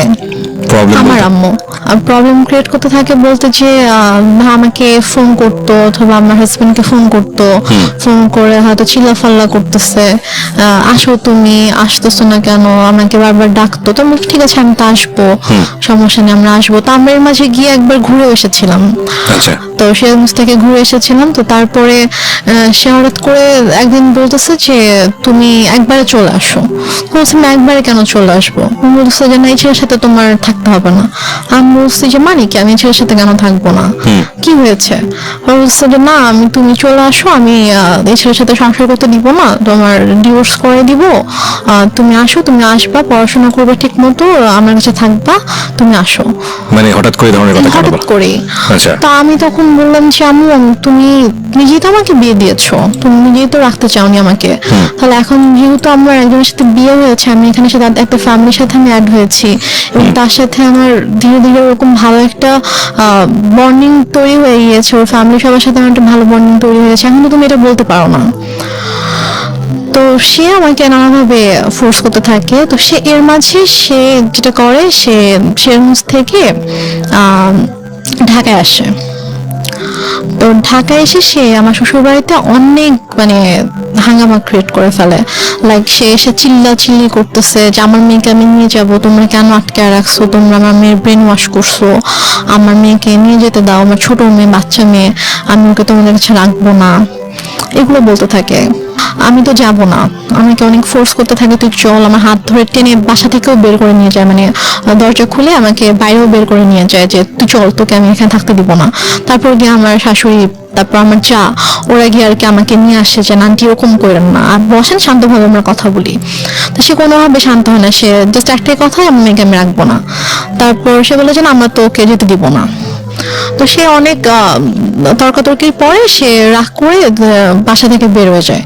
বেরোর সময় বলে যায় যে এনি হাও আমি আমার মেয়েকে নিয়ে যাবো। দেখো একটা কথা বলি রেহনুমা, তুমি করে বলে ফেললাম কারণ তুমি আমার বয়সে অনেক অনেক জুনিয়র হবা। একটা যেটা হচ্ছে যে গল্প না বিশ্বাস করার জন্য একটা মজবুত ভিত্তির প্রয়োজন হয়। একটা হচ্ছে যে তোমার মা নিজেই ইন্সপায়ার হয়ে বিয়ে দিচ্ছে। বিয়ের কয় মাসের পরে এই ঘটনা? বিয়ের হচ্ছে 3 মাস পর। বিয়ের 3 মাসের মধ্যে এমন কি ঘটলো যে সেখান থেকে আবার তোমাকে নিয়ে আসতে চাচ্ছে? আমি মানে গল্পটা তো বিশ্বাস করতে হবে সামহাও। এটা ভাই আমি কথা বলতে থাকলে আপনি যখন আমার পুরো গল্পটা শুনবেন, তখন আমি হয়তো বুঝতে পারবো। যে শেষ পর্যন্ত যখন আপনি শুনবেন তখন হয়তো আর কি বুঝতে আপনি পারবো। বুঝতে পারবেন যে প্রথম থেকে শেষ পর্যন্ত, মানে আমার বাবার মৃত্যু থেকে একদম আমার আজকের শেষ দিন পর্যন্ত। পর্যন্ত, আজকের দিন পর্যন্ত কি ঘটেছে, কেন ঘটেছে, এটা আপনি নিজেই বুঝতে পারবেন। ফাইন। সো প্রিয় শ্রোতা, আমার মনে হয় একটু ধৈর্য ধরে আপনারা শুনুন। ওকে, বল তারপর। তো তারপরে আম্মু ওখানে এসে সিনকেট করার পর আমরা সবাই আর কি মানসিকভাবে একটু আপসেট হয়ে পড়ি। তো তারপর আর কি আমার শাশুড়ি বলে যে চলো আমরা কিছুদিন ঢাকার বাইরে থেকে ঘুরে আসি। তো আমার শ্বশুর বাড়ি ছিল ফেনীতে। তো তারপর আমরা ফেনীতে যাই, আমি কখনো যাইনি বিয়ের পরে ওদের গ্রামের বাড়িতে। তো তারপর আমাকে ফেনীতে নিয়ে যায়, আমি আমার হাজব্যান্ড, শ্বশুর শাশুড়ি, আমরা সবাই যাই। তো যাওয়ার পর ওখানে মোটামুটি ছোটখাটো একটা অনুষ্ঠানের মতো করে আর কি, মানে বউ দেখানোর জন্য। তো তারপর ওখানে আমি আমার শ্বশুর শাশুড়ির সাথে 15 দিনের মতো ছিলাম। তো এর মাঝে যেটা হয়, আম্মু ওদের সব রিলেটিভস লাইক ওর চাচা, চাচি, মামা, খালা, ফুপু, মানে যত রিলেটিভ আছে সবার নাম্বার কিভাবে কিভাবে কালেক্ট করে ফেলে। কালেক্ট করে সবাইকে ফোন দিয়ে দিয়ে সে বলে যে শাহেদ ভালো না, ওর আমার মেয়ে, ছোট একটা বাচ্চা মেয়েকে ও বিয়ে করছে, বিয়ে করে এখন ওকে টর্চার করতেছে, ওকে মারতেছে। তারপর আমার হচ্ছে চাচা শ্বশুরের ছেলেকে ফোন দিয়ে বলে যে উনি হচ্ছে পুলিশের ডিআইজি। তো ওনাকে ফোন দিয়ে কমপ্লেন করে যে আপনার ভাই আমার মেয়েকে টর্চার করে, আমি তো আপনাদের নামে মামলা করব। তো স্বাভাবিকভাবে সে যেহেতু মানে আইনের একজন তো সে বলে যে আমি যতটুকু জানি আমার ভাই এরকম কিছু করার কথা না, ঠিক আছে আপনি যেহেতু আমার কাছে কমপ্লেন করেছেন আমি ব্যাপারটা দেখবো। তো উনি তারপর আমার হাজব্যান্ডকে, আমার শ্বশুর শাশুড়িকে মানে কথা বলে ওনাদের সাথে কথা বলে যে কি হয়েছে। তখন বলতেছে যে তুমি তো আমাদের কথা বিশ্বাস করবে না, তুমি বৌমার থেকে শোনো যে মানে আমাদের কোনো দোষ নেই অথবা আমরা কিছু করিনি, ওর মাই এরকম সিন ক্রিয়েট করতেছে, ওর মা একটু অন্যরকম, ওর মাই এরকম ঝামেলা করতেছে, আমাদের ওর থেকে শোনো। তো ভাই আমার সাথে কথা বলার পর ভাইয়াকে বলি যে ভাইয়া এরকম কোনো সমস্যা নেই, শাহেদ আমার সাথে কোনো খারাপ ব্যবহার করেনি, আমাকে কখনো মারেনি, আর ওর সাথে আমার অনেক ভালো সম্পর্ক, কিন্তু আম্মু চাচ্ছে না যে আমি ওর সঙ্গে থাকি, এই জন্য আম্মু এরকম সিনক্রিট গুলো করছে, আপনি কিছু মনে করেন না। জি। আমি খুবই সরি আমার মার পক্ষ থেকে। Okay. এবং ওদের ফ্যামিলি সবার কাছে আমি খুব মানে সরি বলি যে আমার জন্য আপনাদেরকে এত কিছু সহ্য করতে হচ্ছে। মানে ওদের কাছে কন্টিনিউয়াসলি সবার থেকে ফোন আসতে থাকে, ওদের সব রিলেটিভসরা ওদেরকে ফোন দেয় যে কি তোমার নাকি বউ আটকে রেখে বউকে পিটাচ্ছ। তো সে যেটা করে যে ওদের মানে বাসার যে থানা ছিল থানায় ফোন করে, থানার ওসিকে ফোন করে, ফোন দিয়ে বলে যে অমুক মানে অ্যাড্রেস বলে যে অমুক বাসার মধ্যে আমার মেয়েকে আটকে রাখছে, আমার মেয়েকে আমার কাছে আসতে দিচ্ছে না, আমার মেয়ে অনেক কান্নাকাটি করতেছে আমাকে ফোন দিয়ে, আপনারা প্লিজ ওখানে যান, গিয়ে আমার মেয়েকে আমার কাছে পাঠিয়ে দেন। তখন ওরা বলে যে এটা তো অমুক স্যারের বাড়ি, তো স্যারের ফ্যামিলিতে তো এরকম হওয়ার কথা না, আমি আপনার কথা বিশ্বাস করতে পারছি না, ঠিক আছে আমাকে এটা দেখতে হবে। ওকে। তো উনি দেন আমার ওই যে ভাসুরকে ফোন করে, ডিআইজি যিনি ওনাকে ফোন করে বলে যে স্যার এরকম একজন ফোন দিয়েছিল, এখন আমি কি করব, আমি কি যাবো আপনাদের বাসায়? তখন বলে যে আমার বাসায় যাওয়ার কোনো দরকার নেই, উনি আমাকে ফোন দিয়েছিল, আমি কথা বলেছি, এরকম কিছু নেই, তুমি চাইলে যেতে পারো, গিয়ে আমার ভাইয়ের বউর কাছ থেকে শুনে আসতে পারো যে এরকম কিছু হয়েছে কিনা। আচ্ছা। তো সে বলে না স্যার আমি এটা দরকার মনে করছি না, তো উনি আর আসে না। তো তারপর গিয়ে তো ওই ভাইয়া যখন জানায় আমার হাজবেন্ডকে, তখন ও বলে যে অনেক হয়েছে, মান সম্মান নষ্টের একটা লিমিট থাকে, ফ্যামিলি সবার সামনে তো করেছিল, এখন এখানেও করছে, তুমি একটা কাজ করো, যেহেতু তুমি মা যেহেতু এত করে চাচ্ছে যে তুমি ওনার কাছে গিয়ে থাকো, তুমি যাও, তুমি গিয়ে তার কাছে গিয়ে একটু বুঝায় বলো যেরকম কেন করতেছে, তুমি কিছুদিন তার কাছে থাকো, থাকলে হয়তো তার ভালো লাগবে। আচ্ছা, এটা বলে সে? হ্যাঁ এটা বলে। তো বলে সে, ও ঢাকায় ছিল, আমি ফেনীতে ছিলাম, তো ঢাকা থেকে ফেনীতে আসে, এসে আমাকে ঢাকায় নিয়ে দেন একদিন পরে আমাকে সিরাজগঞ্জ দিয়ে আসে আচ্ছা। আম্মুর কাছে। তো ওই যে আমি গেলাম, আমাকে আম্মু আর আসতে দেয় না, সে আমার হাজবেন্ডকে আসতে দেয় না, আমাকে বলছে নিয়ে যাবো, 15-20 দিন ছিলাম, থাকার পর থেকে তো সবাই ফোন দিচ্ছে, শাশুড়ি ফোন দিচ্ছে, শ্বশুর ফোন দিচ্ছে যে ওকে পাঠান, ওকে নিয়ে আসুক। তো তারপর গিয়ে আমি আম্মুর কাছে থাকা শুরু করলাম। তারপর আমার হাজবেন্ডের সাথে অলমোস্ট মানে 3-4 মাসের মতো আমার দেখা হয়নি, কারণ আম্মু না আমাকে যেতে দিচ্ছিল ঢাকায়, না হচ্ছে ওকে আসতে দিচ্ছিল। ও আসতে চলে বলতেছিল যে আমার কিন্তু মানে ছোট মেয়ে, ওর কিন্তু 18 বছর হয়নি, নাবালক মেয়ে, আমি কিন্তু তোমার নামে মামলা করে দিব, এই ধরনের কথা বলেন? হ্যাঁ এই ধরনের হুমকি কিন্তু দেয়। যখন আপনাকে বিয়ে দেওয়া হয়েছিল সেই সময়টাতে পেপারে কি মা সাইন করেনি? না মা সাইন করেনি। বিয়েটা কিভাবে হয়েছিল? বিয়েটা হয়েছিল হচ্ছে বাসায় কাজে এসেছিল, তো কাজে বিয়ে পড়েছিল, আমার মানে সাইনও নিয়েছিল, কাবির নামে সাইনও নিয়েছিল, তারপর ওখানে 4 জন সাক্ষীও ছিল, কিন্তু মার সাইন ছিল কিনা অথবা করেছিল কিনা সেটা আমার ঠিক মনে নেই, তো মনে হয় না মা সাইন করেছিল। কারণ পরে যখন আমি যখন পেপার দেখেছিলাম তখন দেখেছি ওখানে জাস্ট সাক্ষীদের সাইন ছিল, আমার আর আমার সাক্ষী হাজবেন্ডের কারা সাইন কারা ছিল। ছিল? সাক্ষী ছিল হচ্ছে ওর 2জন আঙ্কেল ছিল সাক্ষী, আর আমার পক্ষ থেকে আমার একটা মামা আর আমার একটা ভাইয়া ছিল। ফাইন, এখানে একটা বিষয় জড়িত আছে, ওর ফ্যামিলি থেকে কি লোকজন এখানে এসেছিল? হ্যাঁ। তোর ফ্যামিলির পক্ষ থেকে ওর বাবা মা কেউ সাইন করেনি পেপারে? না, ওর বাবা মা আসেনি বিয়েতে। কেন আসেনি? বাবা মা আসেনি, বাবা তখন অনেক অসুস্থ ছিল, আর ওর মা তো রাগ করেছিল যে ওর মা আসেনি। Renuma, this is totally unbelievable, cause অসুস্থ হলে তো বিয়েটা পিছিয়ে যাওয়ার কথা। বিয়েটা অসুস্থ ছিল বলতে উনি হচ্ছে প্যারালাইসিস ছিল, তো উনি তো চাইলেই উনি মুভ করতে পারতো না, বাট ওর মা আসার কথা, বাট ওর মাকে ওরা কোনোভাবে কনভিন্স করতে পারেনি। ওকে ফাইন, তো ইটস ওর এ লজিক। ভাই বোন তারপর হচ্ছে ওর আঙ্কেল আন্টিরা সবাই এসেছিল। তো ওই ফার্স্ট রিলেটিভ যে হয় তারই তো সাইন করার কথা ডকুমেন্টসে। দেনমোহর কত ছিল? আমার ঠিক মনে নাই, সম্ভবত 5 লাখ ছিল। আপনার ফার্স্ট বিয়ে অথচ আপনার দেনমোহরটা মনে নাই, এটা মানুষ কিন্তু সহজভাবে নিবে না, কারণ it's a very sensitive story, that's why I am asking. এবং আপনার পক্ষ থেকে তো আপনার মার অবশ্যই সাইন থাকার কথা, যেহেতু আপনার মাই ইন্সপায়ার করছে বিয়েটা দেওয়ার জন্য, সো ওনারও সাইন নাই।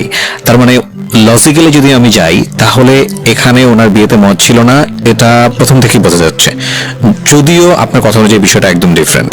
ওকে, 3 মাসের মধ্যে এত বড় কি ঘটনা ঘটে গেল যে কারণে মা তাকে নিয়ে আসবে, যেটা আমি আপনাকে একটু আগে বলেছেন যে পুরো গল্পটা শুনলে হয়তো বা জিনিসটা পুরোটা বুঝতে বুঝে পারবেন। ওকে। সো আমাদের এখানে একটা ডিলেমা তৈরি হচ্ছে প্রিয় শ্রোতা, বাট আমরা এখনই কোনো রেজাল্টে না, যে আমরা বরং একটু সামনের দিকে যাই, দেখি লজিক্যালি মেলে কিনা। হ্যাঁ, তারপর কি হলো?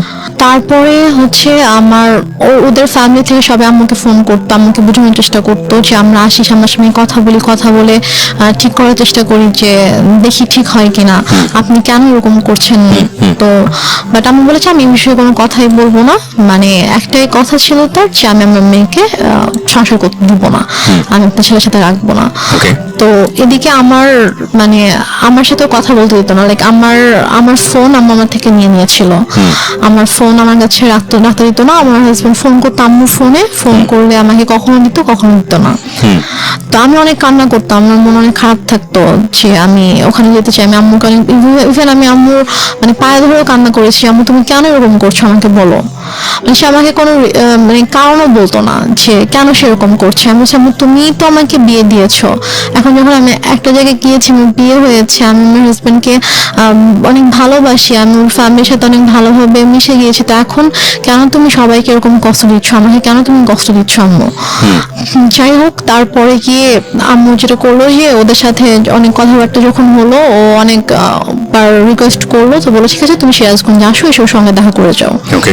তো দেন আমার হাজবেন্ড অলমোস্ট 4 মাস পরে আমাদের বাসায় আসে, সিরাজগঞ্জে আসে। তো এসে সে আমার সঙ্গে দেখা করে, তো তখন আম্মুর সাথে কথা বলে। ও আর আমি দুজনে আম্মুর কাছে গিয়ে আম্মুর পায়ের কাছে বসে আম্মুকে বলি যে ও বলে যে আম্মু আপনি কেন এরকম করতেছেন, বলেন আপনি মানে আমি কি কোনো দোষ করেছি অথবা আমার কোনো ভুল হয়েছে যে আপনি কেন ওকে আমার থেকে দূরে রাখতেছেন, আপনি কেন এরকম করতেছেন। আমি বলে যে না, আমি কোনো কথা শুনবো না, আমি তখন ভুল করছি, আমার বাচ্চা মেয়েকে বিয়ে দিছি, এখন আমি বুঝতেছি যে আমার ছোট একটা মেয়েকে এভাবে এত কম বয়সে বিয়ে দেওয়া উচিত হয়নি। এখন আমি চাই সে পড়াশোনা করবে, পড়াশোনা শেষ করবে, করে এস্টাবলিশড হবে, দেন সে চাইলে তার পছন্দ অনুযায়ী কাউকে বিয়ে করবে। কিন্তু আমি যেটা ভুল করেছি আমার সেই ভুলটা শুধরাতে হবে। সে ওর সাথে সাথে অনেক রুড বিহেভ করে। আপনি কি করেন ওই সময়টাতে? আমি জাস্ট তখন আমি ওকে নিয়ে আমার রুমে চলে আসি, এসে বলি তুমি এখান থেকে চলে যাও, এভাবে অপমানিত হওয়ার কোনো মানে হয় না, তুমি চলে যাও, মাসা লাগবে, আমি আম্মুকে বুঝাতে পারি, আমি চলে আসবো। আপনাদের আর কোনো আত্মীয়স্বজন ছিল না আশেপাশে যারা আপনাদেরকে বিয়ে দিয়েছে, তারা কোনো স্টেপ নিচ্ছিল না? কেউ তো কিছু জানতো না। আর আপুর সাথে তো আমার টোটালি কথাবার্তা ওরকম কথা হতো না, কারণ আপুকে আম্মু বলেছিল যে আম্মু আমাকে বিয়ে দেয়নি, আমি নিজের ইচ্ছে বিয়ে করেছি, আমি পালিয়ে গিয়েছিলাম, সেখান থেকে আম্মু আমাকে নিয়ে এসে আমাকে বিয়ে দিয়েছে। ওকে। ওই জন্য আপু রাগ করে আমার সাথে কথা বলতো না আর কি। আর আমি যে তারপরে যে আমি কারো কাছে হেল্প চাইবো অথবা ফোন করবো, এটা আমার ছিল না। আমি যে কোথাও একা একা বাসা থেকে বের হয়ে আমি যে কারো কাছে একটা যাবো, গিয়ে যে আমি খুলে বলবো ঘটনা, অথবা আমি যে বাসা থেকে পালিয়ে চলে যাবো ঢাকায়, ওরকম তখন হয়তো আমি অনেক ছোট ছিলাম, ওরকম কোনো সাহস আমার ছিল না, অথবা আমি যে যাবো ওরকম কোনো একটা সিচুয়েশন ছিল না। কারণ ফাইন, আমরা এই পার্টটাতে কিছু জিনিসের সমাধান পাচ্ছি না, cause it's one kind of mystery. আরেকটা বিষয় সেটা হলো যে ছেলে তো ম্যাচিউর ছিল, তো ছেলে যদি ম্যাচিউর থাকে তাহলে ছেলের একটা, এবং মেয়েরও দেখলাম যে ওখানে মানে আমাদের রেহনুমারও একটা ইচ্ছা ছিল, মানে শাহেদ ম্যাচিউর, রেহনুমার ম্যাচিউর বয়স যে নেওয়ার জন্য ট্রাই করছে আমাকে। তো তখন আম্মু ওকে একটা শর্ত দেয়, আমার হাজবেন্ড একটা শর্ত দেয়, এবং আমার আম্মু জানে যে এই শর্তটা কখনোই ও মানবে না। শর্তটা ছিল হচ্ছে যে ও বলে যে তুমি যদি রেনুমাকে নিয়ে থাকতে চাও তাহলে তোমাকে আলাদা থাকতে হবে। আলাদা থাকতে হবে তোমার ফ্যামিলি থেকে? হ্যাঁ, আচ্ছা। তোমার ফ্যামিলি থেকে আলাদা থাকতে হবে, তুমি ওকে নিয়ে তুমি আলাদা একটা বাসা নিবা, তুমি তোমার আব্বু আম্মু তোমার ফ্যামিলির সাথে থাকবা না, এবং তোমার আব্বু আম্মু কখনো তোমার বাসায় আসবে না। আমি বলছি যে এটা কেমন কথা। তো বলে যে আপনি যদি ওকে নাও দেন তারপর আমি কখনো বাবা মাকে ছেড়ে মালদা বাসা যাবো না, কারণ আমার বাবা মা আমার কাছে অবশ্যই আগে। আর প্লাস ঠিক আছে আপনি তো ওকে এখন আটকাচ্ছেন এটা বলে যে হ্যাঁ ওর তো এখন বয়স হয়নি, ওর ছোট, আপনি মামলা করতে পারবেন, বাট ও যখন ম্যাচিওর হবে, ওর যখন বয়স হবে তখন তোকে আপনি আটকাতে পারবেন না। এবং আমি জানি যে আমি যেরকম ওকে ভালোবাসি ও আমাকে ভালোবাসে, এবং আশা করি যে ইনশাল্লাহ যখন সময় হবে তখন আমি আমার ওয়াইফকে আপনার থেকে নিয়ে আসবো, বাট আমি আমার বাবা মাকে ছেড়ে থাকতে পারবো না, এটা আমি করতে পারবো না। ওকে। তারপর যেটা হয় যে ওর সাথে আমার তো কাছে তো ফোন ছিল না, ওর সাথে যোগাযোগের একমাত্র হয়েছিল আম্মুর ফোন। তো আম্মুর কাছ থেকে ফোনটা নিয়ে আমাকে ফোন করার জন্য রিকোয়েস্ট করতে হতো, অনেকবার ফোন দেওয়ার পরে হয়তো আম্মু আমাকে ফোন দিত। তো ওইভাবে আর কি যোগাযোগ ছিল। তো এক পর্যায়ে যেটা হয়েছে, ও মাসে হয়তো একবার আসতো, দুবার আসতো, এসে আমার সাথে দেখা করে জাস্ট চলে যেত ঢাকায়। তারপর আম্মু একবার হচ্ছে ওই ঈদের সময় ওর আপু আম্মু সবাই ফোন করে যে ওকে একটু পাঠান, আমরা সবাই একসাথে গ্রামের বাড়িতে গিয়ে ঈদ করবো, তো ও না থাকলে কেমন হবে, ওকে একটু পাঠান। তো আম্মু কোনোভাবে পাঠাতে চায় না, বাট ওরা যখন সবাই ফোন দিয়ে অনেক রিকোয়েস্ট করে, তো তারপরে কি আম্মু বলে ঠিক আছে ওকে নিয়ে যাও। তো তারপর আমি যাই, তো ওদের সাথে একটা ঈদ করেছিলাম। তো ঈদ করে ঈদের 2 দিন পরে আর কি আমি আবার চলে আসি। তো আসার পরে তো এভাবে আর কি চলছিল, ওর সাথে মাঝে মাঝে কথা হতো। তারপর মাসে অথবা অনেক সময় 1 মাস 2 মাস পরে আসতো, এসে দেখা করে যেত, বাট আমাকে যেতে দিত না আম্মু। তো এদিকে আমার পরীক্ষা চলে আসছে, মানে এটা হচ্ছে 2011-তে আমার পরীক্ষা ছিল, এসএসসি পরীক্ষা ছিল। তো তারপর আমি কোনো রকমে স্কুলে যেতাম না, বেশ বাসায় পড়তাম, পড়ে পরীক্ষা দিলাম। এরপর যেটা হয়, হঠাৎ করে আম্মু টোটালি যোগাযোগ বন্ধ করে দেয়। ওকে বলে যে তুমি আর আসবা না ওর সাথে দেখা করতে। তো বলে যে হঠাৎ করে কেন, বলছে যে আসবা না, তুমি আর এসো না, আসলে তুমি যদি আসো এখানে অনেক বড় সিন ক্রিয়েট হবে, আমি পুলিশ ডাকবো, তুমি আসবা না। এটা আপনার মা বলে? হ্যাঁ, এটা আমার মা শাহেদকে বলে। তো ও যেটা করে, ও আসে না, কারণ ওদের সবচেয়ে বড় ভয়টা ছিল যে মান সম্মানের ভয়, যে যাবো পুলিশ ডাকবে, মান সম্মান নষ্ট, মানুষ জানতে পারবে, যে এটা তো খুব বাজে একটা ব্যাপার হবে আসলে। তো ও আর আসে না, আম্মুকে ফোন দিত, আম্মু আমাকে ফোন দিত না। তো ওর সাথে অলমোস্ট হচ্ছে আমার প্রায় 7-8 মাসের মতো টোটালি কোনো কথা হয় না, মানে একদমই কথা হয় না। ও আসে, ও না, ওর সাথে আমার কোনো কথা হয় না। তো তারপর গিয়ে আমার আপু হচ্ছে দেশে আসে 2012 সালের মেবি আগস্টের দিকে আমার আপু দেশে আসে। তো আপু আসার হচ্ছে 2-3 মাস আগে আবার আমার সাথে সাথে কথা হয়। আমি আম্মুর ফোন থেকে ওর সাথে কথা বলি। তো আম্মু যখন জানতে পারে যে হচ্ছে আপু আসতেছে, তখন আর কি ওর সাথে কথা বলে যে তোর আপু আসতেছে, তোর আপু যদি আসে, মানে আপু বলছিল যে ঠিক আছে, তো যেহেতু বিয়ে করে ফেলছে, মানে আপু জানে যে আমি যেখানে আছি আমি অ্যাকচুয়ালি কিভাবে আছি আম্মুর কাছে এটা জানে না। আপুকে বলা হয়েছে যে ওর তো শ্বশুর শাশুড়ি ভালো না, ও শ্বশুর বাড়িতে থাকতে সমস্যা হয়, তো ছোট মেয়ে, এর জন্য ওকে নিয়ে আসছি, ও এখানে থাকবে, পড়াশোনা করবে, তারপর গিয়ে হয়তো ঢাকায় ভর্তি হবে। আচ্ছা, এটা বলছে যে তা তখন যাবে, এখন তো ছোট অনেক। তা আপু জানে এটা, আপু মোটামুটি তখন নর্মাল হয়েছে, আমার সাথে মোটামুটি একটু কথা বলে। তো তারপর আর কি আপু যখন আসে, তা আপু আসার আগে আবার ওর সাথে সে নর্মাল হয়ে যায়, কারণ আপুকে তো দেখাইতে হবে। তার প্ল্যানিংটা ছিল আসলে অন্যরকম, সেটা আমি বললে বুঝতে পারবেন। তো সে যেটা করে, সে শাহেদের সাথে কথা বলে যে বাবা যাই হয়েছে হয়েছে, তুমি আসো, তুমি সিরাজগঞ্জে আসো। তো ও সিরাজগঞ্জে আসে, আসার পরে 2 দিন ছিল, তারপর ওকে বলে যে দেখো ওর আপু আসবে, আপু আসলে কিন্তু আপুর সাথে ভালো করে কথা বলবা, যেগুলো যেগুলো হয়েছে এগুলো কিছু জানানোর দরকার নাই, আমি ইনশাল্লাহ সবকিছু ঠিক করে দিব, যাই হয়েছে হয়েছে ভুলে যাও, আমি তোমাদের সবকিছু ঠিকঠাক করে দেবো। আপু আসলে হয়তো আমরা বড় করে একটা অনুষ্ঠান করতে পারি, যেহেতু তোমাদের এরকম বড় কোনো অনুষ্ঠান হয়নি, তো বড় করে একটা অনুষ্ঠান করতে পারি, তো করলে তখন সব ঠিকঠাক হয়ে যাবে। তো এটা বলে, তো বলার পরে আপু যখন আগস্টে আসে, আপু যেদিন আপু ঢাকায় আসে, আসার পরে হচ্ছে আপু শ্বশুর ঢাকাতে। তো 2 দিন পরে আপু যখন আমাদের সিরাজগঞ্জে যখন আসবে, তো ওই দিন হচ্ছে শাহেদের আসার কথা। তো শাহেদ বলছে যে আম্মুকে ফোন দিয়ে বলছে যে আম্মু আমার একটা কাজ পড়ে গেছে, মানে আমার ওদের হচ্ছে একটা প্রিন্টিং প্রেস ছিল, তো প্রেসে হচ্ছে যে ওদের একটা অর্ডার ছিল, অনেক বড় একটা অর্ডার ছিল, তো ওটা হচ্ছে কমপ্লিট হয়নি। এখন ও যদি ওখান থেকে চলে আসে, তাহলে দেখা যাবে যে ওই কাজটা হবে না, তো অনেক বড় লস হয়ে যাবে। তো বলছে যে আম্মু আমার তো কাজ শেষ হতে সন্ধ্যা হয়ে যাবে, তো ওর চেয়ে ভোরবেলা রওনা দেওয়ার কথা। তো আমি রাতে আসি, সন্ধ্যাবেলা কাজটা শেষ করে আমি হয়তো 8টার দিকে রওনা দিলাম, দিয়ে আমি রাতের মধ্যে চলে আসবো। আপনাদেরকে একটু বললেন আমি চলে আসবো, সমস্যা নেই, কিছু মনে করতে না করেন। আমি বলি যে এখন আসবা, বলছে যে আমি আসলে তো এখানে কাজ কেউ মানে কাজ দেখতে পারবে না, সমস্যা হয়ে যাবে। বলেছে এখন আসতে হবে, এখন আসতে হবে। আমি জানি না, আমার বড় মেয়ে 12টার মধ্যে চলে আসবে, মানে এটা সকাল 10টার দিকের কথা আর কি। তুমি এখন রওনা দাও, তুমি চলে আসো, তোমার তো 3-4 ঘন্টার বেশি লাগবে না, তুমি চলে আসো, সমস্যা নেই। ও বলছে যে আমার পক্ষে এখন আসা সম্ভব না, আমি আসলে আমার কাছে দেখার কেউ নাই। তো এটা নিয়ে অনেক তর্কাতর্কি হয়। তো হওয়ার পরে লাস্টে গিয়ে আম্মু ওকে বলে যে তোকে আমি এখন বলছি, তুই এখন আসবি। রেগে যায় আর কি। রেগে যায়, আম্মু রেগে ওকে তুই তো করে শুরু করে, বলে তোকে আমি বলছি তুই এখন আসতে হবে। এবং ওর এটা নিয়ে খুব মানে ইয়া হয়, ইগোতে লাগে যে তোমার শাশুড়িকে আমাকে তুই করে কথা বলবে। তো বলে যে আম্মু আমি যাবো না।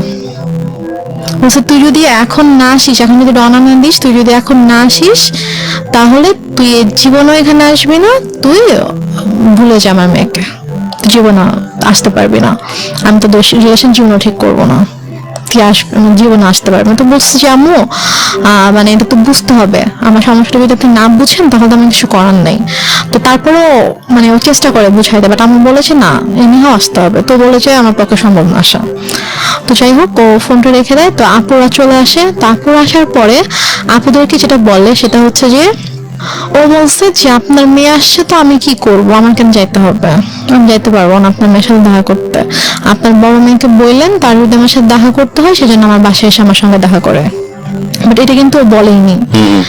তারপরে গিয়ে বলে যে আপু আপু তো এটা শুনে খুব হার্ট হয় যে কেন এটা বলবে, আমাদের ছোট, ওকে আমরা নিজেরা ডাকলাম যে হ্যাঁ আম্মু ওকে আসতে বলবো, আমরা ওর সাথে দেখা হয়নি, ওর সাথে দেখা করব, তো ফ্যামিলির সাথেও দেখা করব, তো কেন এভাবে রিয়াক্ট করছে। তো তারপরে গিয়ে বলে যে হ্যাঁ তোমাকে তো বলছিলামই ছেলে ভালো না, ছেলের মা ভালো না, ছেলে এরকমই, দেখছো কিরকম বেয়াদব। মানে আম্মু এটা করছে যে সম্পূর্ণ ইচ্ছাকৃত ভাবে। ফার্স্টে ওকে ওকে ঠিকঠাক করছে, ওর সাথে সম্পর্কটা ঠিক করছে, ঠিক করে ও আসছে। তারপর যেদিন আসবে মানে আসলে আপুর সাথে দেখা হলে তো সবকিছু নর্মাল হয়ে যেত, এবং হয়তো আপুর সাথে সম্পর্কটা যদি নর্মাল হয়ে যেত তখন যদি আমি ওসব এতে চলে যেতাম তখন হয়তো আপুকে ডিটেল ঘটনাটা বলতে পারতাম যে আসলে ব্যাপারগুলো কিন্তু এতদিন এভাবে ঘটেছে। আমার সেটা চাইনি যে মানে সম্পর্কটা স্বাভাবিক হোক এবং আপুর সাথে ওর সম্পর্কটা স্বাভাবিক হোক। তো ইচ্ছাকৃতভাবে আম্মু এরকম সিনক্রেটটা করেছে। তো আপু ভাইয়া তো অনেক রেগে গেল। রেগে যাওয়ার পরে বলতেছে যে ঠিক আছে বাদ দেন, এই ছেলের সাথে আসলে দরকার নেই, সংসারের দরকার নেই, ওকে ইয়া করেন, ডিভোর্স পেপার পাঠায় দেন। বাট আপনি তখন কি বলছিলেন? আমি তখন বলছি যে আমি তো ডিভোর্স দিব না। আমাকে ভাই জিজ্ঞেস করছে যে তুমি কি বলো, আমি বলছি আমি ডিভোর্স দিব না। কি করবা? আমি বলছি আমি ওখানে যাবো, আমাদের বাসায় যাবো। তো বলছে যে আমরা যখন বলছি যে দেখছো কিরকম নির্লজ্জ মেয়ে, এইভাবে নিজের বোন ভাই মাকে অপমান করছে ওর জামাই, আর ও এরকম জামাই সাপোর্ট করে কথা বলছে, এখন ওখানে যেতে চাচ্ছে, কত বড় খারাপ মেয়ে, নির্লজ্জ মেয়ে, এগুলো বলছিল আর কি। তো তারপর গিয়ে ভাইয়া বলে যে তুমি কেন যেতে চাও, যে তোমার ভাই আপুকে অসম্মান করছে। আমি আমি মানে বলতে নিচ্ছিলাম যে ব্যাপারটা কিরকম হয়েছে, বাট আমি আম্মুর ভয় বলতে পারছিলাম না। যে আমি যদি বলতাম যে ঘটনাটা এরকম হয়েছে তখন আম্মু তো এটা নিয়ে অনেক সিনক্রেট করতো।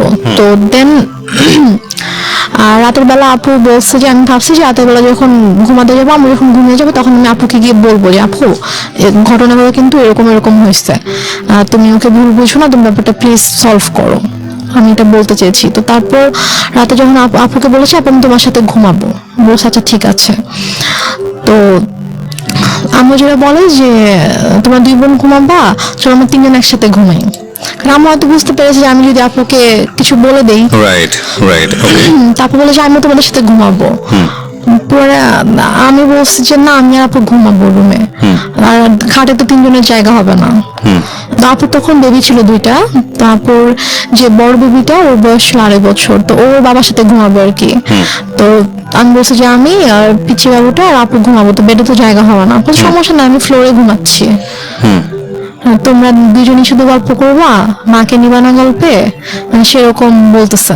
তারপরে এখন ওখানে তো আর মানা করার কিছু নাই, সেভাবে বলছে। আপু বলছে ঠিক আছে আসো, সমস্যা নেই, আসো ফ্লোরে ঘুমাও।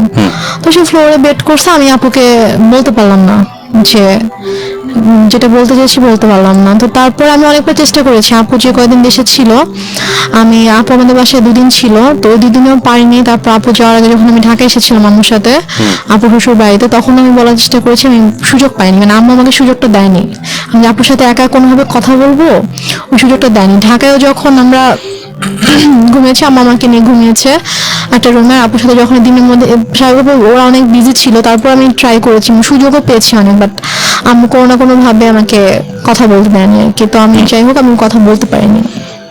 তো আপু চলে গেল, আপু চলে যাওয়ার পরে এটা হচ্ছে 2012 সালে আপু সেপ্টেম্বরের দিকে চলে গেল। তো যাওয়ার পর ওর সাথে ওই আগস্ট থেকে কিন্তু আমার আবার কোনো যোগাযোগ নেই। তো হঠাৎ করে 2013 সালের এপ্রিলে হঠাৎ করে আমার কাছে ফোন আসে যে আমার শ্বশুর অনেক অসুস্থ, উনি হসপিটালে ভর্তি, এবং ডক্টর বলেছে যে হয়তো 2-1 দিনের মধ্যে, আইসিইউতে ছিল, যে 2-1 দিনের মধ্যে হয়তো সে আর করবে না। তো উনি নাকি যখন অসুস্থ হয়ে যায়, আইসিইউতে যাওয়ার আগে নাকি উনি বলেছে যে আমাকে দেখতে চায়, আমার কথা বলেছে যে ওকে একবার দেখতে চাই, ওকে একটু নিয়ে আসো। তো এই জন্য ওরা আবার ওদের বাবাকে প্রচন্ড ভালোবাসতো আর কি।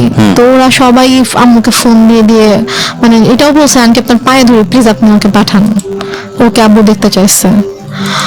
তো আম্মু কোনোভাবে রাজি হয় না, আমি অনেক কান্নাকাটি করে আম্মু প্লিজ যেতে দাও। আমার শ্বশুর আমাকে অনেক আদর করতেন, আমি ওকে বাবা ডাকতাম, আমার আব্বুকে আমি বাবা ডাকতাম। তো উনি আমাকে খুব আদর করতো।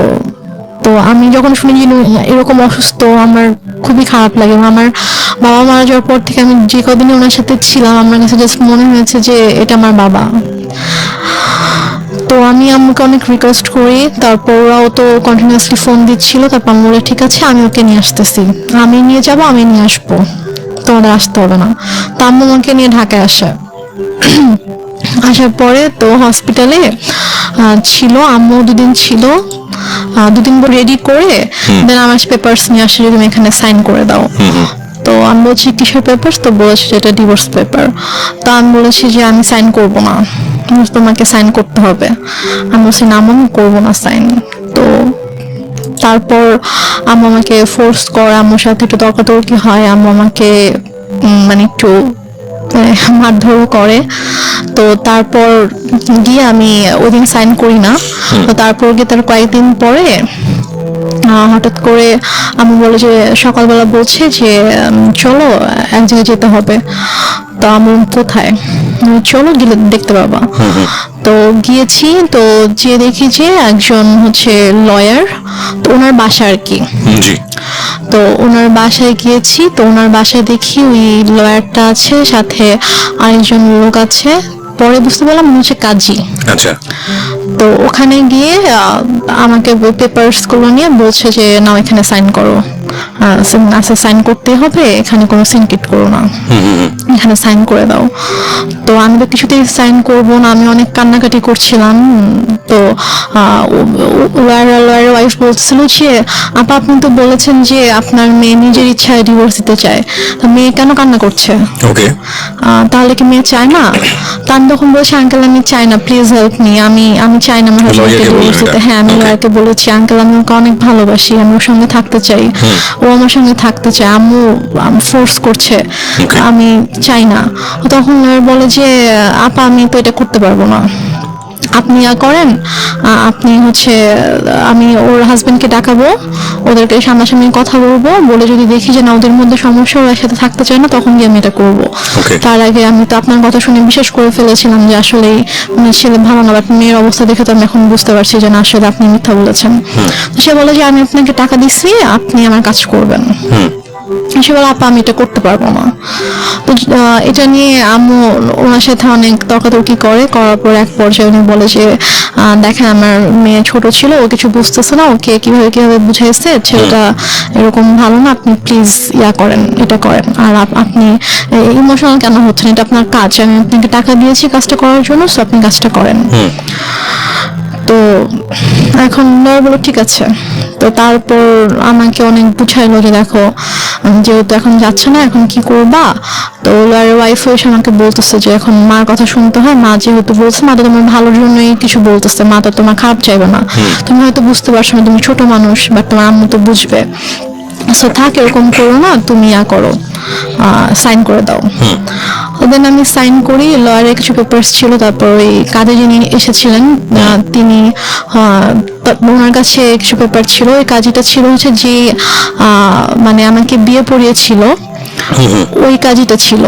তো দেন উনি আমাকে বলতেছিল যে সরি, উনি আম্মুকে বলছিল যে আমি তো বিয়ে পড়িয়েছিলাম, হ্যাঁ, তো এর মাঝে এমন মানে কি সমস্যা হয়ে গেল, আবার আমি কিছু বুঝতে পারছি না, আবার এখন ও এভাবে কান্না করছে, মানে আমি তো আসলে কিছুই বুঝতে পারছি না। তো আম্মু ওনাকে একটা ধরতে বলছে, আপনাকে তাতে কিছু বুঝতে হবে না, আপনাকে আমি পে করে আনছি, আপনার যেটা কাজ আপনি কাজ শেষ করে এখান থেকে চলে যান, এটা আমার পার্সোনাল ম্যাটার।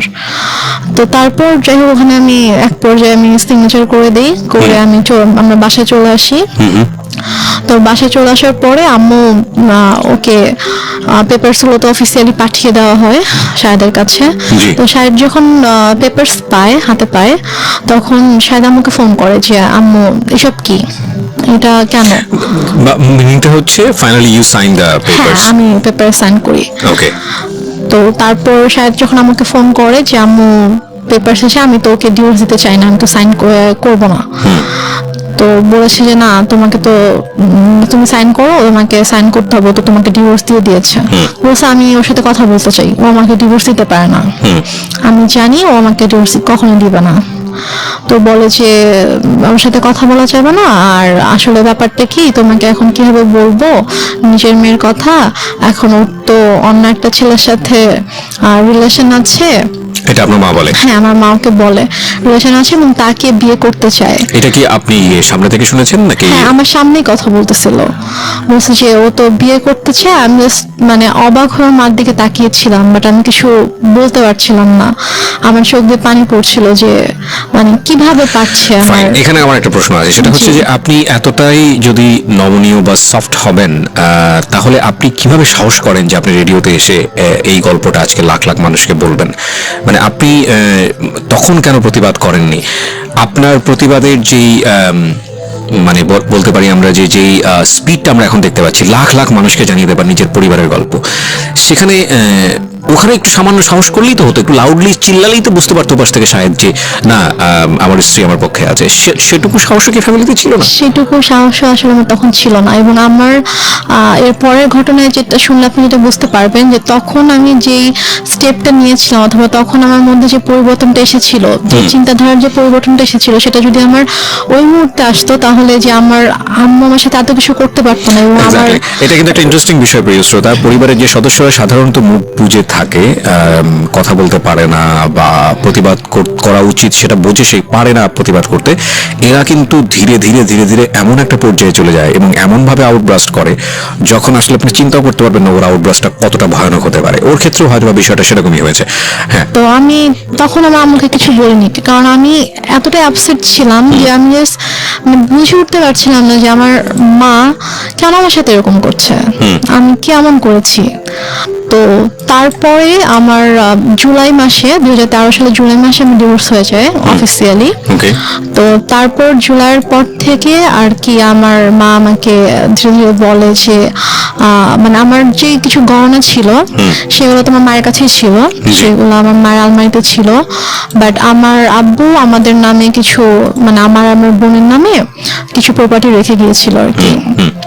তো সেগুলো থেকে আমার যে অংশ ছিল সেখান থেকে সেগুলো মামা বলে যে আমার একটা দরকার আছে, আমি একটা সমস্যা পড়েছি, তো আমার প্রপার্টিটা আমার নামে প্রপার্টি দেখাইতে হবে একটা অফিসের কাজের জন্য, তো আমার নামে তো ওরকম কিছু নাই, মানে শহরে ওরকম কিছু নাই, তো তুমি তোমার যে শহরের জমিটা আছে তুমি তোমার অংশটুকু আমার নামে তুমি অফিসের একটু লিখে দাও, দেন আমি এবার তোমাকে ব্যাক করে দিব।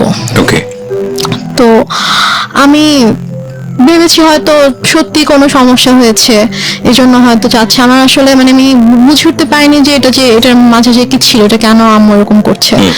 তো আমি সরল বিশ্বাসে আমি লিখে দিই, আম্মু আমাকে পেপারস নিয়ে আসে, কিছু স্ট্যাম্প নিয়ে আসে, তো স্ট্যাম্পে আমি সিগনেচার করে দিই। তো নিয়ে আসার পর একদিন আবার রেজিস্ট্রার অফিসেও যেতে হয়, তো ওখানে কেউ কিছু সাইন করতে, ওখানে সাইন করে দিই। আমার Okay. আমাকে বলেছে কয়েক মাস পর এটা আবার আমার নামে দিয়ে দিবে। এটা হচ্ছে 2013 সালের সেপ্টেম্বরের মিডলের দিকে ঘটনা। তো আমার শহরে যে জায়গাটা ছিল ওটা অলমোস্ট 20 লাখের মতো ছিল, ওইটার প্রাইস ছিল। তো তারপর আমুটা নিয়ে নেয়, আমার জুয়েলারি তো আমার কাছে ছিল। তো তারপর হঠাৎ করে একদিন আমার হাতে একটা রিং ছিল, যেটা আমার বিয়ের রিং ছিল। তো আমাকে একদিন হঠাৎ করে বলছে যে তুমি তোমার তো ডিভোর্স হয়ে গেছে, তুমি কেন এই রিং এখনো পরে আছো? তা আমি বলছি এটা আমি সবসময় পরে থাকবো, এটা আমার সাথে থাকবে। বলছে এটা আমাকে দাও। আমার প্রায় মানে ঝাঁপিয়ে পড়ে আমার হাত থেকে জোর করে রিংটা নিয়ে যায়। এবং আমার শ্বশুর বাড়ি থেকে আমাকে যে গহনাগুলো দেওয়া হয়েছিল সেগুলো আমার মায়ের কাছেই ছিল। তো তারপর নিয়ে যায়, তারপর হচ্ছে আমার কাছ থেকে আমার যে জমি ছিল শহরে যেটা ছিল ওটাও নিয়ে যায়। তারপর আমার দাদুর বাড়িতে আমাদের নামে যেটা ছিল, মানে আমার নামে আলাদা করে যেটা ছিল সেটাও আম্মু হঠাৎ করে একদিন বলে যে আমার কিছু টাকা দরকার, তো ওটা তোমার চাচার কাছে সেল করে দিব, তোমার চাচার সাথে কথা হয়েছে, উনি আমাকে ক্যাশ দিবে, তো ওনাকে তোমার ওই জমিটা ওনার নামে লিখে দিতে হবে। লিখে দিলে উনি আমাকে ক্যাশ দিবে, আমার কিছু ক্যাশ দরকার। আমি সেটাও মানা করি না, আচ্ছা ঠিক আছে। আমি গিয়ে ওখানে দাদুর বাড়ি ওখানকার রেজিস্টার অফিসে গিয়ে ওখানে সাইন করে দিই, আমার চাচা তাকে ক্যাশ দেয়, তারপর চলে আসি। তো বলা যায় তখন থেকে আমার কাছে কিছুই নেই, লাইক আমার নামে কোনো জায়গা জমি টাকা পয়সা কোনো গহনা কিছুই নেই আমার কাছে। আমি একদমই মানে নিঃস্ব হয়ে গেছি বলা চলে। আর আমি পড়াশোনাও করতাম না, কারণ আমি পড়াশোনা করার মতো মানসিক অবস্থায় ছিলাম না। আর আপুর কাছ থেকে আম্মু পার মান্থ অনেক বড় একটা অ্যামাউন্ট নিত আমার স্টাডি পারপাস, যে ওর জন্য 3টা টিচার রাখা হয়েছে। এটা আপনার বড় বোনের কাছ থেকে নিত? হ্যাঁ, বড় বোনের কাছ থেকে নিত। আপু তো এমনিতেই আমার জন্য টাকা পাঠাতো, বাট এক্সট্রা করে নিত যে 3টা টিচার রাখা হয়েছে, তো ওদেরকে অনেক বড় অ্যামাউন্ট পে করতে হয়, তো ওর জন্য এটা পাঠাবা। তারপর সেটাও পাঠাইতো, বাট আমার কিন্তু কোনো টিচার ছিল না, আমি তো পড়তাম না। তো তারপরে গিয়ে যেটা হয়, আমার থেকে যখন আম্মু সবকিছু নিয়ে নেয়, তো তারপর কিছুদিন পর থেকে আম্মু মানে একটু অন্যরকম কথাবার্তা শুরু করে আর কি। টেল মি ফ্র্যাঙ্কলি, যেটা আপনার সঙ্গে হয়েছে, মানে কি বলেছে অন্যরকম বলতে আমি বুঝবো না, ঘটনা জানতে চাই। What happened? ঘটনা হচ্ছে আম্মু হঠাৎ করে একদিন আমাকে অনেক বাজে একটা প্রপোজাল দেয়। কি বলে? আম্মু আমাকে একদিন, আমি আমার রুমে ছিলাম, তো আমাকে এসে বলছে যে মানে একজনের নাম বলেছে যে অমুক বলেছে সে তোমার সঙ্গে তোমাকে সে 10,000 টাকা দিবে। Are you sure? জি। তো ফার্স্ট অফ অল আমি একটু থামাচ্ছি আপনাকে, বিকজ এটা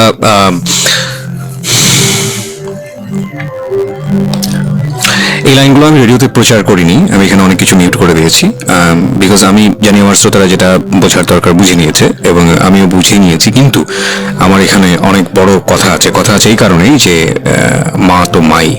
আমি বললাম তো আপনাকে, শেষ পর্যন্ত সে যাই করুক না কেন সে আমাদের কাছে সম্মানেরই থাকবে, কিন্তু এটা আপনার জীবনে ঘটেছে, সে কারণেই এটা জীবন গল্প।